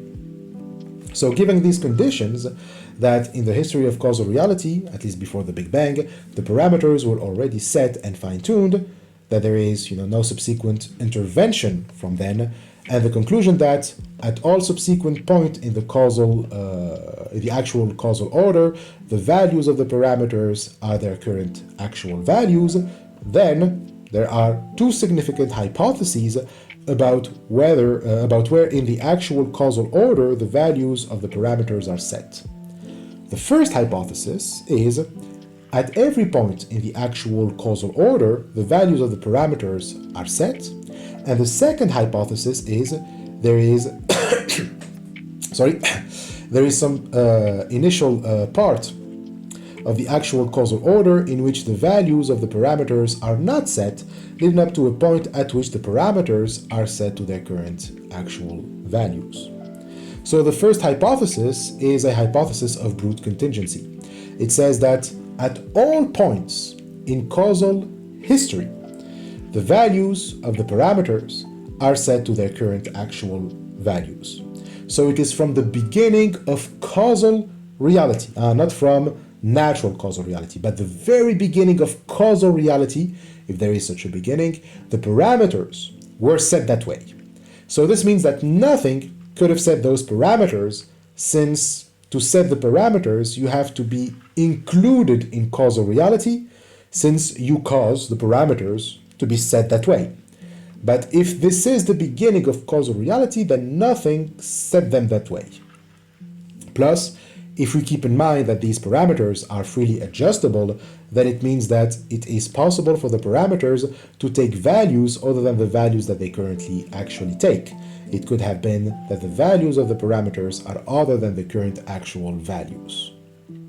So add these two claims together, that first, at all points in causal history, the parameters are set to their current values, and two, that they are freely adjustable, and you get the conclusion that there is nothing that initially assigns the current actual values to the parameters. So this is brute contingency. And Oppy justifies the impossibility of an initial assigning of the values in the same way I did. We are talking about the beginning of causal reality, which is included among all points in causal history. So it's the first point. To say that there was an initial assignment, then it means two things. A, that initial assignment is part of the causal order, and B, that initial assigning brings about a transition from a state in which the values of the parameters are not yet set to a state in which the values of the parameters are set. So, the first point in this scenario would be God adjusting the parameters, and so we'll get the values only from the second point. So the parameters won't be set at all points of causal history. And the second thing, if at the first point the values weren't already set, then it means that we moved from a point in which they weren't set to a point in which they were. But given that our hypothesis is that at all points they were set, the hypothesis rules out this scenario. So, yet hypothesis, there can be no such transition. So, given that no one sets the values, from the start they were set, and given that they could have been otherwise, then we have a brute contingency. So on this hypothesis, any best big picture will be committed to the claim that it is simply a matter of brute contingency that the values of the parameters are initially set to their current actual values. The second hypothesis now argues that the values weren't set at all points, and therefore there is an initial point in which the values were set, meaning that there was a transition. Given that we are still in a contingency case, we still agree that the parameters are freely adjustable. So Oppy calls the point of the transition a choice point. It was possible that at that point, the values don't get set and just continue to be the way that they were at the previous point, or the parameters could be set to values other than the values that the parameters currently actually have. Like it is possible that the values of the parameters are set so that the universe is very short-lived, or that the universe is almost always and everywhere empty space. But This too leads us into accepting that the setting of the values at the choice point was done by brute contingency as well, because A, the values of the parameters are not set prior to the choice point, and B, that it is possible at the choice point for the parameters to be set to values other than the values that the parameters currently actually have. So, the values must be set starting from the choice point and not before. And it's possible for the value at the choice point to be different, the short-lived or the empty universe. Why would this support the brute contingency hypothesis? Well, Oppy says that if we suppose that it is not a matter of brute contingency, then we suppose that there is an explanation why at the choice point the values of the parameters were set to the current actual values. However, if there is an explanation why the values got set that way and not another, if there is an explanation why the values got fine-tuned, then it means that the cause of that tuning must also be fine-tuned. It wouldn't make sense that fine-tuned values emerge from non-fine-tuned values if that transition wasn't brute contingency. So the point prior to the choice point in which fine-tuning is set must also be part of the fine-tuning. And therefore, for the values to be set in the way that they are currently, the point before the choice point must already have the values set that way. As Oppy says, but it also must be that any explanation why appeals to features of some prior point of causal reality that themselves set the values of the parameters at that earlier point in causal reality. And so this is a plain contradiction with the hypothesis itself. And so this scenario is also ruled out. Therefore, only a brute contingency makes sense with this hypothesis.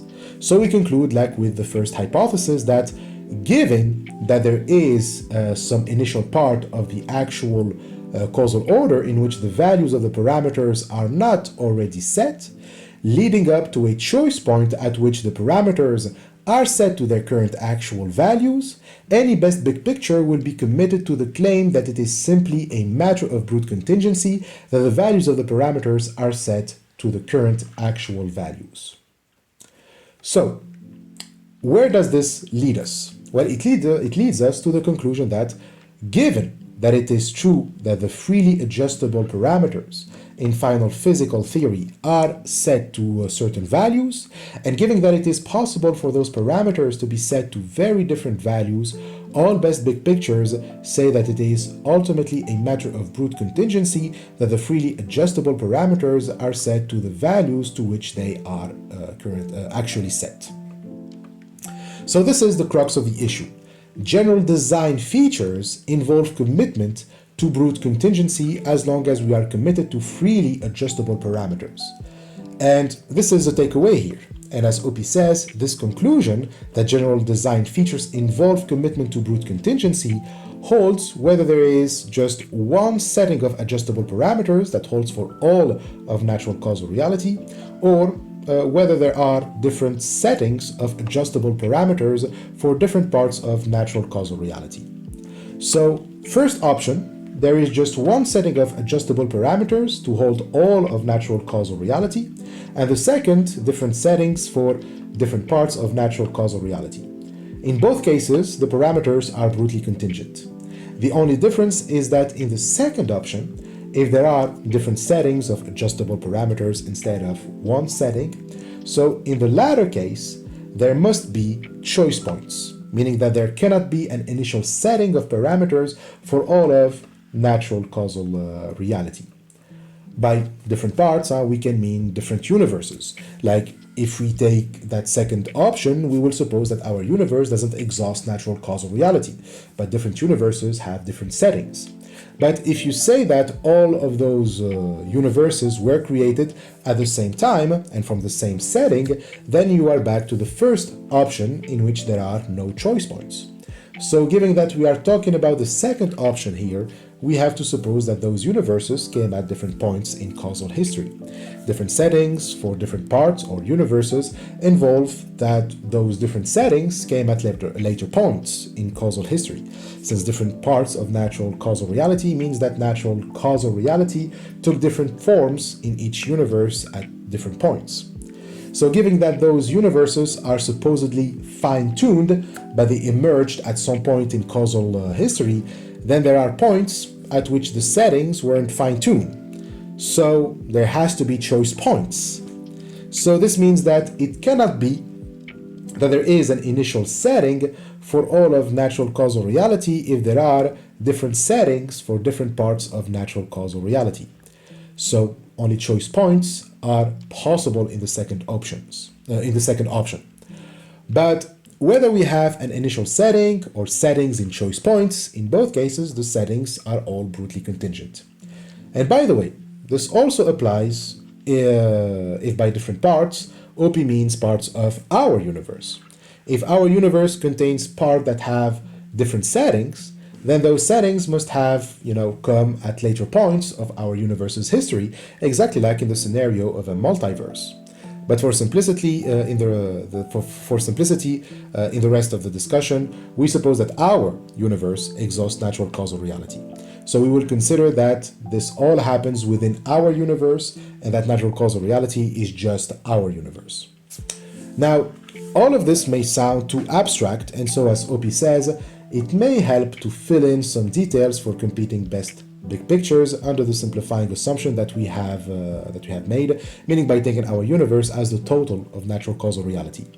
So he says, according to best naturalistic big pictures, our universe is characterized by a set of brutally contingent adjustable parameters that either have always characterized it or else that have characterized it since the universe reached a choice point at which the values were fixed. So, either the set of brute contingently fine-tuned parameters are initially set, meaning that our universe / natural causal reality started with those parameters in place, or it didn't, but got them later on at a choice point, which can be the Big Bang or a point prior to the Big Bang, and the Big Bang was just the continuation or consequence of those parameters. Now, a small side note, if we take the first option, then best naturalistic big pictures say that it is necessary that the adjustable parameters take the values that they do, but necessity isn't necessarily incompatible with brute contingency. At the beginning of the section, we mentioned the possibility that our parameters are necessary in the sense that they are not adjustable. But in that sense, they are fixed by some sort of fundamental theory or metaphysical principle. But we can still talk of necessity if our parameters are adjustable, if by necessity we don't mean fixed by some fundamental theory, but that whatever sets, the parameters couldn't have, set different parameters in order for the universe to exist. Like the universe can only exist if you have the current set of parameters. There cannot be a universe that is not fine-tuned, if you want. If you have different parameters, then you won't get a universe. So it's in that sense that the parameters are necessary, but it is still possible that we could have ended up with different parameters, and so without the universe. So without natural causal reality, which means that nothing can exist. So that the parameters are adjustable entails only that they must be put in by hand. They are not fixed by any more fundamental theory. It is consistent with the adjustable nature of the parameters that their values are nonetheless necessary. The values simply could not be other than what they actually are. So, we can still talk of brute contingency even if the parameters are necessary if we take the first option, that the universe was always programmed with the current set of adjustable parameters. Now, this view certainly requires more elaboration from a naturalistic perspective, and Oppy thinks that it is quite an attractive theoretical option, but he doesn't propose to spring for it here. Spring means promote in informal Australian English, and I'm not even sure if that's how it is pronounced, spring. And of course, when he says that adjustable parameters, that adjustable means put in by hand, he obviously doesn't mean a literal hand like someone or something that is personal, put them there or adjusted the parameters. So he's not talking about God, obviously. Anyways, now back to the main point. So we've seen that according to the best naturalistic big pictures, natural causal reality is characterized by a set of brutally contingent, adjustable parameters that either have always characterized it or have characterized it since a choice point. By contrast, competing best big pictures, which argue that there is an actual hand that put the parameters where there is some non-natural agency that assigns the value of the adjustable parameters in our universe, also argue that the setting of the value is related to that non-natural agent in some way, that there is some feature of that non-natural agent that is key to the setting of the values of the adjustable parameters, and that explains why the parameters take the values that they do. So, in other words, the parameters are fine-tuned because they were set by that non-natural agent. That agent has some features.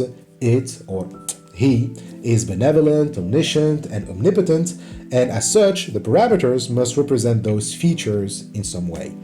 Being rational and wanting things to be good, his features explain why the universe is finely tuned. Now, as Oppy says, this explanation is not itself an appeal to brute contingency, since it is predicated on the non-natural agency that rolls the cosmic dice. So there is an efficient cause here. God rolls the dice, he rolls the cosmic dice, and universes are created. So the contingency is just reduced to the possible outcomes of the dice.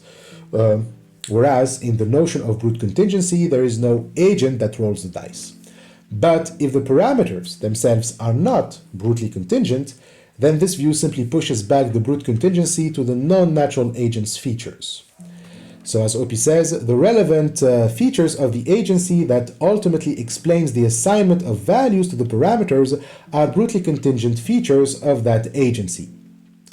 So we could have had, for example, an evil God, or one that doesn't know everything or isn't capable of doing everything. So the possibility for the parameters to take on other values than the ones that they currently have entails that there is no alternative theoretical option. If the parameters weren't brutally contingent, then the features of the agent that sets them must be. So we end up with a similar view to best naturalistic big pictures. Thus, according to other best big pictures, our universe is characterized by a set of adjustable parameters that either have always characterized it or else that have characterized it since the universe reached a choice point, at which the values were fixed, where the features of the non-natural agency that explains the assignment of values to the adjustable parameters are brutally contingent in just the same way that the parameters themselves are brutally contingent in best naturalistic big pictures. There's another side note here, just like with best naturalistic big pictures about necessity. There's an equally attractive theoretical option that holds that it is necessary that those non-natural agents have features that determine that they assign the values that they do to the adjustable parameters, but the fact that they have those features is still brutally contingent. So in short, we have two competing best pictures about the general design features of the universe, or natural causal reality.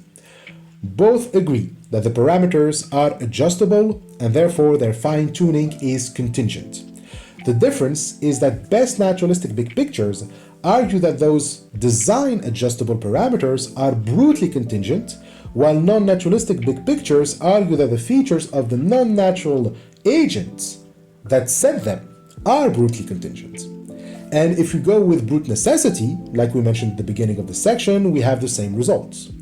Naturalists say that it is out of brute necessity that the parameters have the values that they currently have, while the non-naturalists say that it is out of brute necessity that the non-natural agency has the features that it has.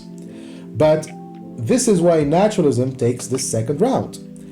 Neither big pictures has explanatory advantage over the other. The upshot is clear. as Oppy says. There is no explanatory advantage that accrues to either best naturalistic big pictures or to competing best pictures that hold that there is some non-natural agency that assigns the value of the adjustable parameters in our universe. Exactly the same mix of brute contingency and brute necessity figures in the ultimate explanations in both kinds of best pictures. So given that neither has an explanatory advantage, the win goes to naturalism for being more minimal in terms of ontological commitments. Now, Oppy anticipates a few objections. First, non-naturalists can say that naturalism and non-naturalism aren't equal in terms of explanatory power for why the values of the parameters are the way that they are. As such, best non-naturalistic big pictures are more maximal in explanatory breadth and depth than best naturalistic big pictures, even if best naturalistic big pictures are more minimal in terms of ontological commitments. So they would object that the costs of postulating a non-natural agency are met, at least in part, by the explanation of the setting of the values of the adjustable parameters as a result of assignment by that non-natural agency. So, non-naturalistic big pictures claim that they have an explanatory advantage. If naturalism can explain how the parameters are working, non-naturalists argue that naturalists, well, they just stop at just that. While they, the non-naturalists, they also explain why the parameters have the values that they do. Even if non-naturalists cannot provide an explanation for why God or whatever non-natural agent has the features that he does, the requirement in big picture disagreement here is just to provide an explanation for why the parameters are fine-tuned, and that requirement is apparently met. However, Oppy responds by saying that this assessment just gets the accounting wrong, meaning that it thinks that just as long as you have an explanation for something, it means that your account has more explanatory power. But no, if your explanation is arbitrary, it doesn't give you any advantage. All it does is adding costs. It's not meeting them. It's not, in the case of non-naturalism, for example, the explanation for why the parameters have their current values, is completely arbitrary. We have actually no reason to think that the values are set by a non-natural agency, and so this isn't an explanation that gives you an advantage. Plus, as Oppy says, there is exactly as much that has no explanation on views that postulate non-natural agency as there is on naturalistic views, insofar as we restrict our attention to the freely adjustable parameters in the current standard model of particle physics. The postulation of that non-natural agency is pure cost. So, the explanation provided by non-naturalists doesn't add any explanation to the explanations provided by naturalists, and as such, it doesn't help us explain any of the data established by science. Remember that this is the point. The best big picture has to be the one that helps best provide an explanatory account for what well-established science recognizes. Bringing in an explanation for the values of the parameters that is completely arbitrary doesn't help at all. And another objection can be that there are general design features other than the freely adjustable parameters of the current standard model of particle physics that are given better explanations in competing best pictures than in best naturalistic big pictures. In particular, I anticipate that some will say that this is true for A, the emergence of life in natural reality, and B, the continuing existence of life in natural reality. So this objection recognizes that naturalistic big pictures are on par with non-naturalistic big pictures when it comes to the general design features of freely adjustable parameters. But this objection argues that there are other design features that naturalism cannot account for, and these design features are those that concern life in natural reality and its continuation. In other words, they say that life is not reducible to particle physics, and therefore life must correspond to other kind of design features, right? But this objection has obviously the same flaws as the previous one. It's just pure costs, because now we have to be committed to the view that there are other kinds of design features specifically for life that aren't the result of natural causes and don't give any explanatory advantage whatsoever. So, just like best naturalistic big pictures, as Oppy says, do no worse than competing best big pictures in explaining general causal features of causal reality, and design features, meaning the values taken by the freely adjustable parameters of the current standard model of particle physics, they also do no worse than competing big pictures in explaining A, the emergence of life in natural reality, and B, the continuing existence of life in natural reality. So once again, naturalism takes the round. So we get to the next section about minds or consciousness. So this is also an important topic for competing best pictures. So let's see if when it comes to consciousness, non-naturalism has any advantage in terms of explanatory power. First, let's agree on something. Well-established science, as Oppy says, gives us no reason to suppose that minded entities are anything other than late and local. The only minded entities currently recognized by established science are relatively recently evolved biological organisms on our planet. So I think this is pretty clear, and we already touched on this in previous videos. Some non-naturalists, when it comes to the subject of consciousness, like to argue that consciousness existed long before life on Earth. So they claim that God is the ultimate mind, which predates creation. They can argue that there are minded entities like souls or spirits or cosmological beings, like entities that you find in Marvel, like Galactus, the Living Tribunal, or the personified concepts of eternity. And so some argue that such entities or entities like those exist or have existed before the minded entities recognized by science. So all of those claims aren't supported by well-established science. But some can argue that the entities that we just listed are just non-natural entities. But what about entities that are natural, like for example aliens?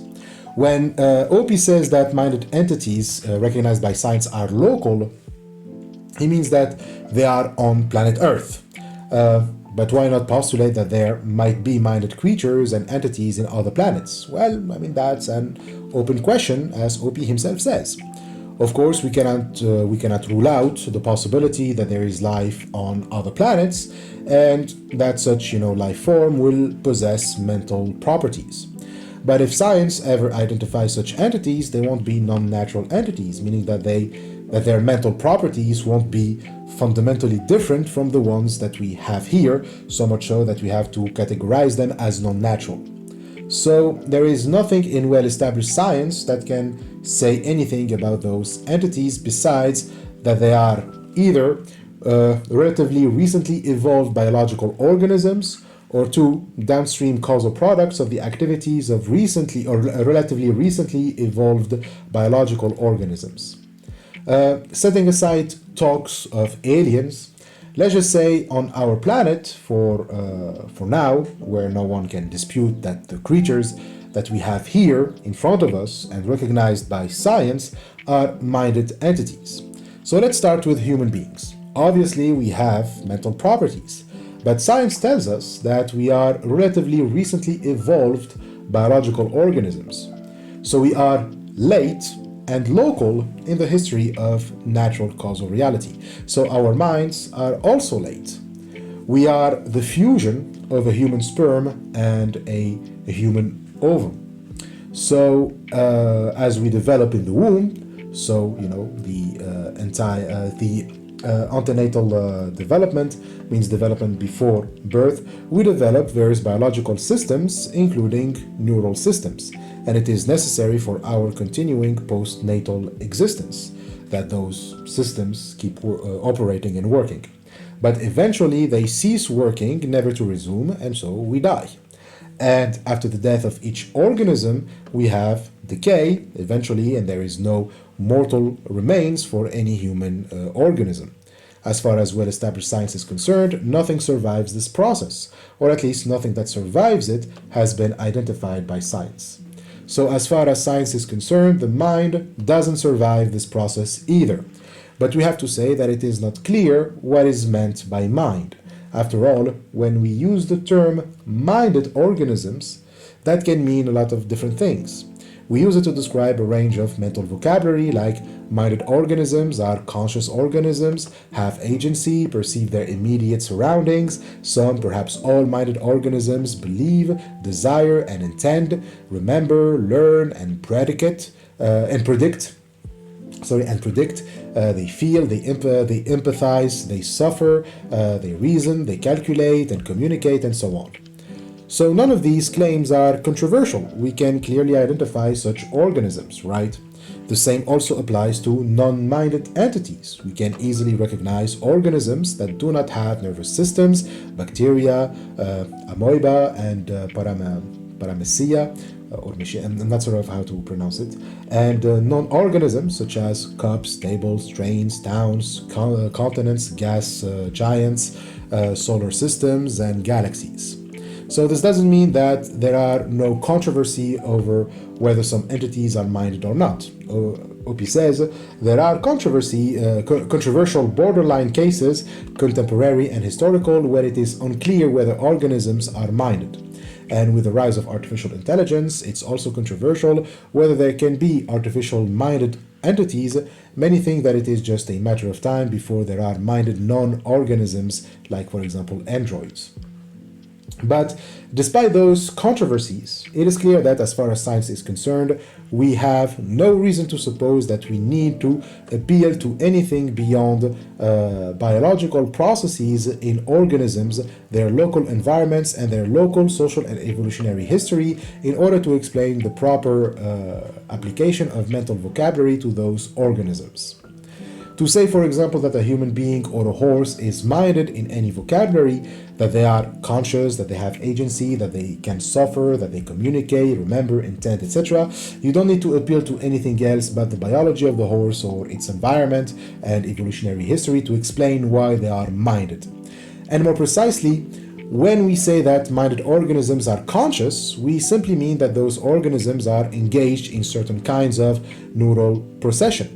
When a minded organism is perceiving their immediate environment, it simply means that they are engaged in neural processing that have been appropriately shaped by local, social, and evolutionary history, and that are appropriately causally related to those environments, etc.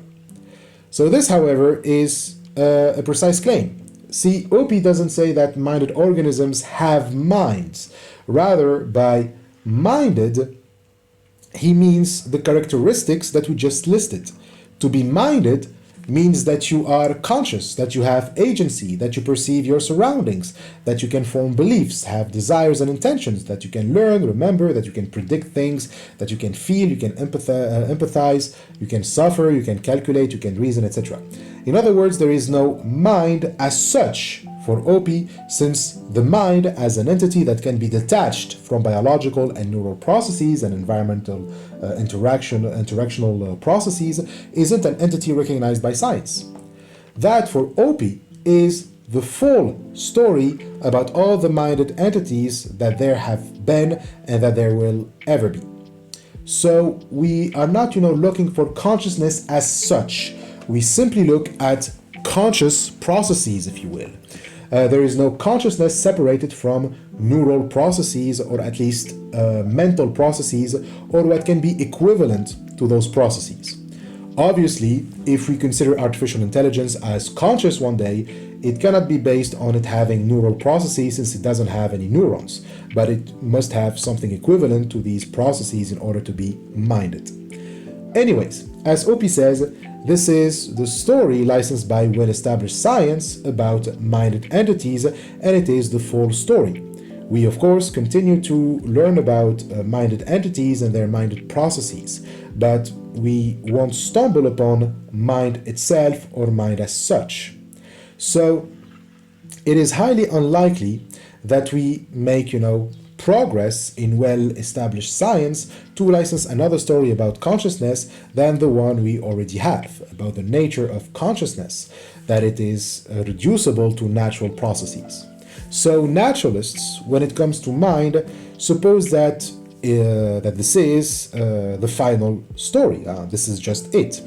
But there are people who call themselves naturalists and don't agree that this is the full story, and Oppy is clearly in the first category.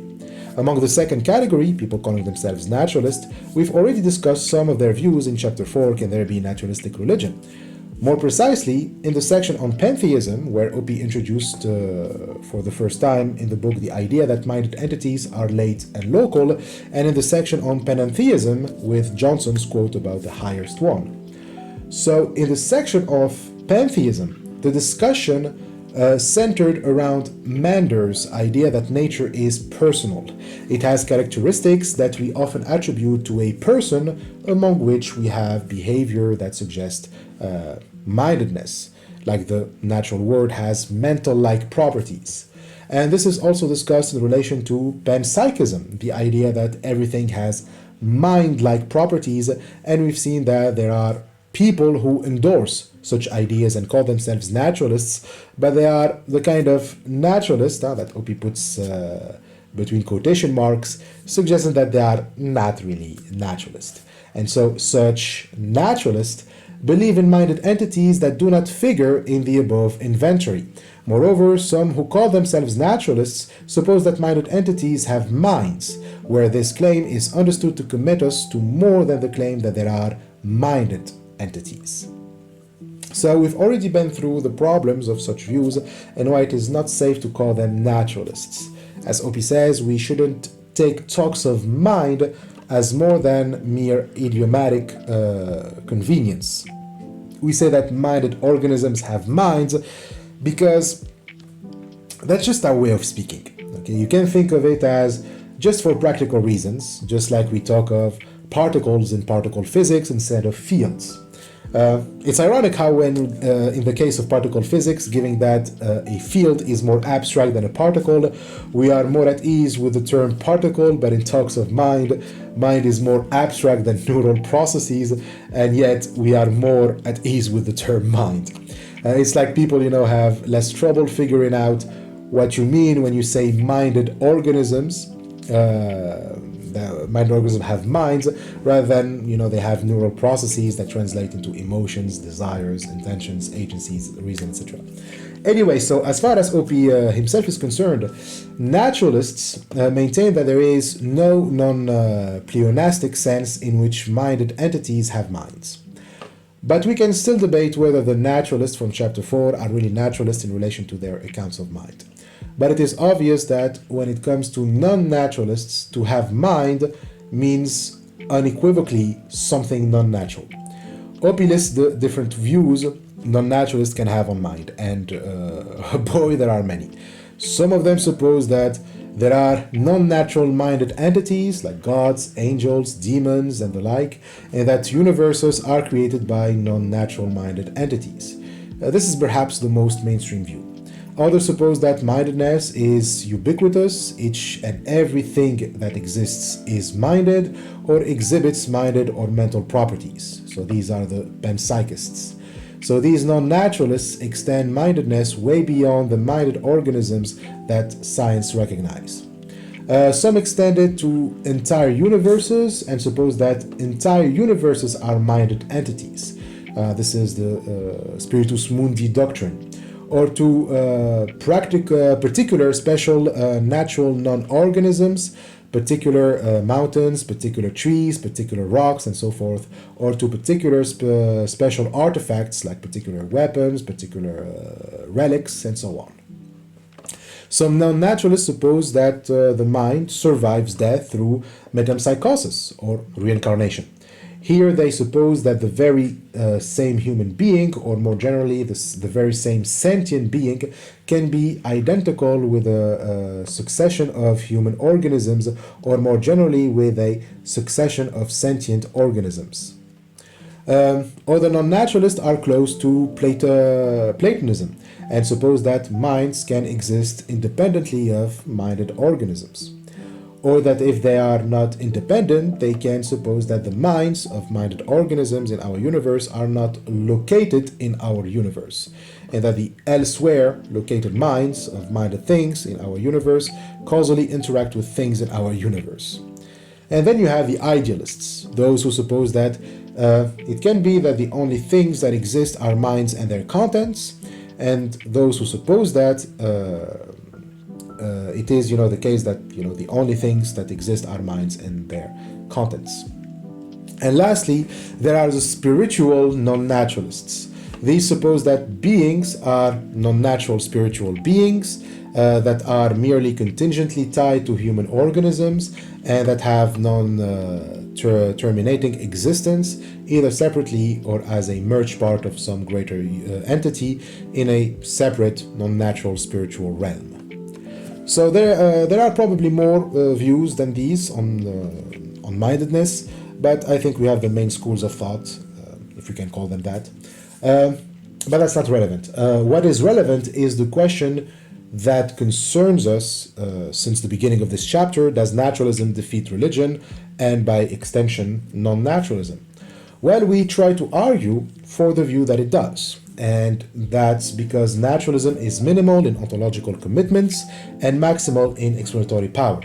We are still trying to demonstrate the second part, the maximal part. So does naturalism have any disadvantage in explanatory power when it comes to mind? If yes, then the non-naturalist alternatives, given that they are, maximal in their ontological commitments, then they need to carry some explanatory advantage over naturalism. That is, they have to be more maximal than naturalism. So the question is, do they carry such explanatory advantage? Well, given the different views that we listed, the question breaks down into a large number of sub-questions. Precisely 11 sub-questions, but they all have the same structure. Is there anything that is better explained by the addition of any of the commitments in the non-naturalistic views to what naturalism already postulates about minds? So we said that for naturalism, the story licensed by well-established science about minds is the full story, meaning that nothing is better explained about mind than through the story licensed by science. So here, to defeat naturalism on this point, you need to argue that the non-naturalist views make additions to the story of science which provides for a better explanation. And this doesn't mean that non-naturalism explains mind better than science. We said from the start of the episode that any best big picture must accept well-established science. Its merits over other competing big pictures is just if they can add to the story that science has licensed, not if they can ignore it and provide a better explanation without appeal to science. So it's not about rejecting the story of science, the story licensed by science, and give an entire different account, but if they can add anything to the story to complete the explanatory account. So that's what the question is about. If I add to the story licensed by science any of the non-naturalist accounts, do I get a better explanation of mind or minded organisms than if I just stop at the story licensed by science? So these sub-questions are, so A, is there anything that is better explained by the addition of gods, angels, demons, and so forth to the entities postulated by naturalism? B, is there anything that is better explained by the addition to the postulates of naturalism of the further claim that mindedness is ubiquitous? 3, is there anything that is better explained by the addition to the postulates of naturalism of the further claim that the entire universes are minded entities? Is there anything that is better explained by the addition to the postulates of naturalism of the further claim that mindedness extends beyond minded organisms to particular, special, natural non-organisms, particular mountains, particular trees, particular rocks, and so forth? Is there anything that is better explained by the addition of the postulates of science of the further claim that mindedness extends beyond minded organisms to peculiar special artifacts, peculiar weapons, particular relics, and so on? F, is there anything that is better explained if I add to the postulates of naturalism further claim that the very same human being, or more generally the very same sentient being, can be identical with a succession of human organisms, or more generally with a succession of sentient organisms? G, do I get a better explanation if I add the claim that minds can exist independently of minded organisms? H, do I get a better explanation with the claim that the minds of minded organisms in our universe are not local in our universe? I, is there anything that is better explained by adding the further claim that the elsewhere located minds of minded things in our universe causally interact with things in our universe? J, is there anything that is better explained if I add the claim that the only things that fundamentally exist are minds and their contents? And lastly, is there anything that is better explained by the addition to the postulates of naturalism or the further claim that human beings are non-natural spiritual beings that are merely contingently tied to human organisms that have non-terminating existence either separately or as a merged part of some greater entity in a separate non-natural spiritual realm? Now, Oppy answers to all of these questions with no. Nothing about mind is better explained if we add to the story licensed by science, God, or angels, or that mind is everywhere and everything has mind, or that mind is independent from minded organisms, etc. We have already answered question A in chapter 6, Does Religion Defeat Naturalism?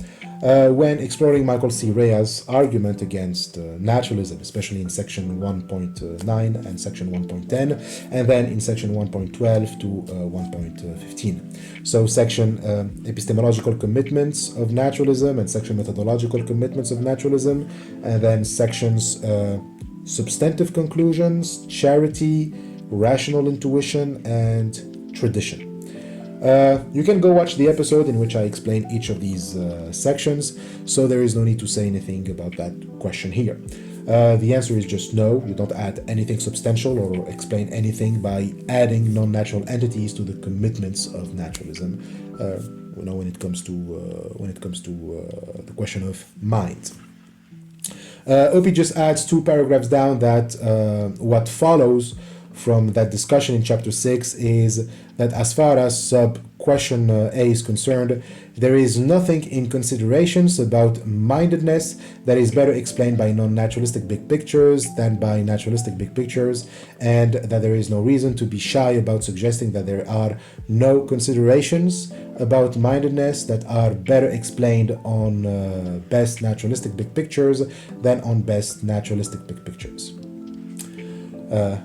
On non-naturalistic big pictures than on best naturalistic big pictures. So about the other sub-questions, likewise the answer is also negative in the case of sub-questions B, C, D, E, A, H, I, and J. The negative answer is immediately appropriate. After all, what evidence can the non-naturalist also answer in the positive to those sub-questions have to back up, their position. For a reminder, those are sub-questions related to the non-naturalist views that extend mindedness to other organisms, the idealist views, and the view that minds are located elsewhere but interact with minded organisms. So what can their evidence be? Oppy supposes that such big pictures, they defend their views by suggesting that the mindedness of minded organisms is itself evidence for the mindedness of everything, or the mindedness of the universe, or the mindedness of particular entities that lack nervous systems. So it's like they are doing it by inference. The fact that I am a minded organism is evidence that other organisms are also minded, even though they don't exhibit any features of mindedness or lack nervous systems or, what can be equivalent to it.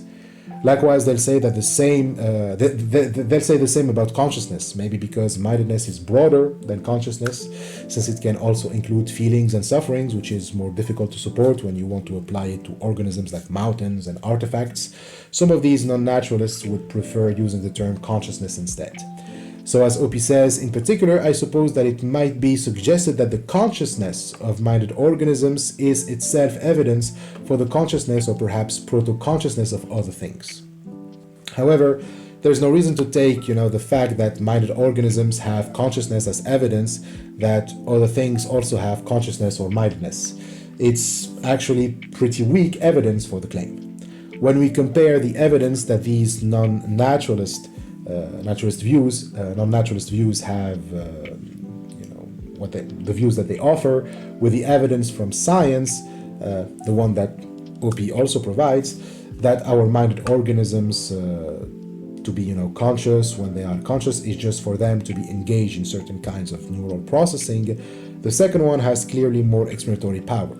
It's clearer to use the criterion of being engaged in certain kinds of neural processing as evidence for consciousness than the criterion that I have consciousness, so other beings must have also consciousness. In short, the consciousness of minded organisms isn't evidence for the consciousness or proto-consciousness of other things. Now, regarding F, G, and K, the view, so these are the views concerning reincarnation, the Platonic dualism, where minds are independent entities, and the view that human beings are spiritual beings. So these views may require more elaboration to refute because, as Oppy says, in each of these cases, there are two types of explanatory advantage that might be claimed. So these views might have some explanatory advantage over the other views if postulating the existence of non-natural entities or mindedness to other organisms. Just because some organisms have mindedness doesn't give any explanatory advantage to non-naturalism. Then perhaps these three remaining views do that. So what are these two types of advantages that these views might provide? Well, according to Oppy, on the one hand, it might be said that these hypotheses can explain how it is possible for there to be cosmic justice and or how it is possible for there to be some kind of survival of death. On the other hand, it might be said that there is scientific data that justifies these explanatory hypotheses. Okay, so reincarnation, independent minds, and being non-natural spiritual beings can explain cosmic justice and surviving death. This is the first advantage. Now, this presupposes that reincarnation, for example, isn't random. There can be non-naturalistic views of reincarnation that postulate that the reincarnation process is completely random, or at least, not governed by any laws of cosmic justice, but most views do. Religious or spiritual philosophies that accept the doctrine of transmigration of the soul often use it in relation to justice and surviving death. They'll say that our reincarnation will depend on how ethical we were in our past life. So someone who hurt a lot of people and always got away with it will eventually face the consequences of their actions in the next life, usually by getting reincarnated into an animal. And the same applies to surviving death. It's not just about not dying, but facing also judgment of the kind of, for the kind of life that we've led. And so the other views, they do have these advantages, that the mind is independent from the body and that humans are spiritual beings that may unite, after death, is part of the need for there to be a cosmic justice and transcendence of death. So this is the first claim. But as you expect, these claims, well, they won't do because they already suppose something controversial, to which the claims about minds and souls come after to explain that first controversial claim, which is that there is such thing as cosmic justice or surviving death. Like, they start by postulating that, there are things that then that there are, things that there are, such things, and then bring in the claims about souls to justify, not support, to justify those beliefs in cosmic justice and surviving death. The views that they postulate on the mind aren't evidence for those claims, but further world building. Their claims, they claim that they try to explain another claim that isn't proven. So yeah, they have explanatory power, but any claim can have explanatory power for another claim. What we are interested in are claims that can have explanatory power for other claims established by science. But that's the thing. The claims that these claims on minds try to explain aren't claims established by science. They are like, claims that just try to establish the mechanics of a fictional world. But we are not interested in fictional words here, only words that are recognized by science. So as Oppy says, we need some independent evidence that cosmic justice is realized and or that there is some kind of survival of death before we have the least reason to think that the ability to explain the possibility of the realization of cosmic justice and or the possibility of surviving death is some kind of explanatory advantage. So the fact that science recognizes no survival of death and doesn't recognize the realization of cosmic justice, you can make all the theories that you want to explain these processes, but your theories won't have any kind of explanatory advantage, since science doesn't recognize the claims that you try to bring an explanation for. As for the other type, that there is scientific data that justify these explanatory hypotheses, well, the thing is, no, there isn't. The plain truth, as Oppy says, is that there is no well-established science that supports any of these claims. True enough, there are individual scientific studies that purport to provide evidence that there is survival of death, like scientific studies of near-death and out-of-body experiences, but all reputable meta-analyses have concluded that the scientific literature does not support F, G, and K. And with this, we can wrap up Oppy's criticism about concerning minds. Since none of the sub-questions A to K can be answered in the affirmative, then, we can conclude that non-naturalism has no explanatory advantage over naturalism when it comes to explaining mind. Now, it is true that, as Oppy says, his assessment of A to K skips past a large amount of philosophical literature in which many take up contrary views. He means that there are more views that can, challenge naturalism, which Oppy didn't address here, but he gives some of them briefly, those from philosophers like Chalmers, Moreland, and Rappert. Rappert, I think that's how it is pronounced. So first, there are those who postulate the possible existence of phenomenological zombies.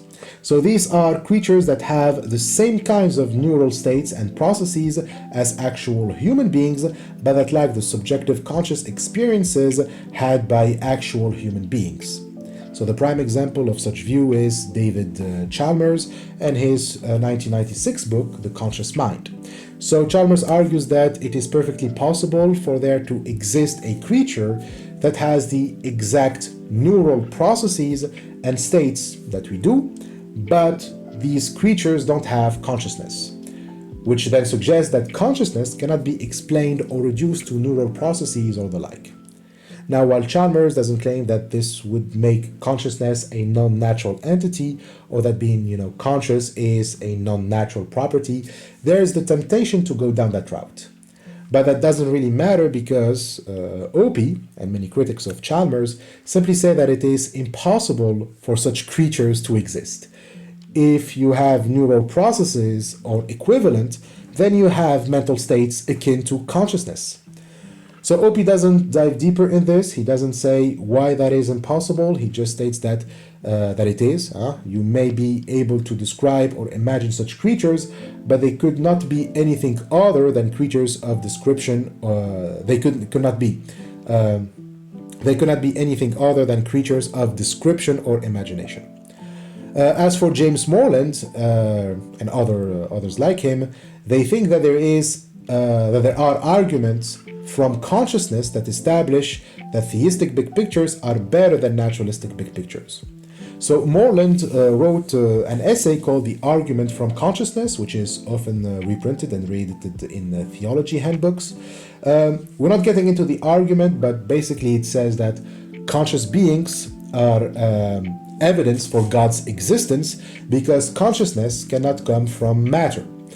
And so Moreland says that at best, what science does is just describe neurological processes which then correlates with consciousness. It doesn't prove consciousness or explain consciousness, but just correlates with it. And the problem with this argument, and the arguments like it, as Oppy says, is that it begs the question. They take it as a premise that there are non-natural mental entities. They certainly do not show that theistic big pictures are better than naturalistic big pictures. So when Moreland says that consciousness cannot come from matter, that's because he postulates that consciousness is non-natural or non-physical. But that's precisely what you need to prove, that indeed it is non-natural. And lastly, you have views like Victor Reppert, which are the argument from consciousness, but these are called arguments from reason, which establish that they're like, the argument of consciousness, but these, they are arguments from reason, and they establish that theistic big pictures are better than naturalistic big pictures. So the reference there is from Ruppert's essay, the argument from reason, and here too, it's an argument that takes reason, the capacity for humans to be rational, as evidence for God's existence and evidence for naturalism being self-defeating. So it's actually a restatement of C.S. Lewis's argument that he made in 1947 in a book titled Miracles. So it basically argues that naturalism is incompatible with reason, because if our thoughts are fully caused by non-rational physical processes like brain chemistry shaped by evolution, then our beliefs are produced by causes aimed at survival, not at truth. But reasoning requires that beliefs are held because of logical grounds, not merely physical causes. So if naturalism is true, we have no reason to trust our reasoning, including the reasoning that supports naturalism itself. And therefore naturalism is said to be self-defeating. So if you've been following the series of close reading of on Oppy's book, this argument must sound familiar to you, because we've already seen a version of it in the 5th chapter with Plantinga's evolutionary argument against naturalism. So just go watch that episode if you want to know why this argument fails. And as Oppy says, I say that since these arguments rely on the assumption that our reasoning capacities could not be a socially filtered mix of evolutionary adaptations and acceptations, they fail for much the same reasons that Plantinga's Ian fails. And if you want to know more about Oppy's rejection of these arguments specifically and further literature in more detail, see his 2013 article, Consciousness, Theism, and Naturalism, and his 2013 book, The Best Argument Against God, and also his 2014 book, Reinventing the Philosophy of Religion. Or you can just watch the episode I made on Plantinga's Ian in Chapter 5, Does Science Defeat Naturalism? So I suggest that we stop here for today, and the rest of the chapter, like the other sections, will keep applying the same method. Here we covered perhaps the strongest claims related to the second premise, which big picture has more theoretical virtues in relation to explanatory breadth and depth about causal and design features of reality as well as minds. So far, we've seen that naturalism is, taking the lead, and next week we'll finish the chapter by taking a look at the remaining sections about miracles, religious experience, artifacts, and communication, and we will be done. We will we'll be finished with Oppy. So that's it for today. Thank you for watching. As always, leave a comment.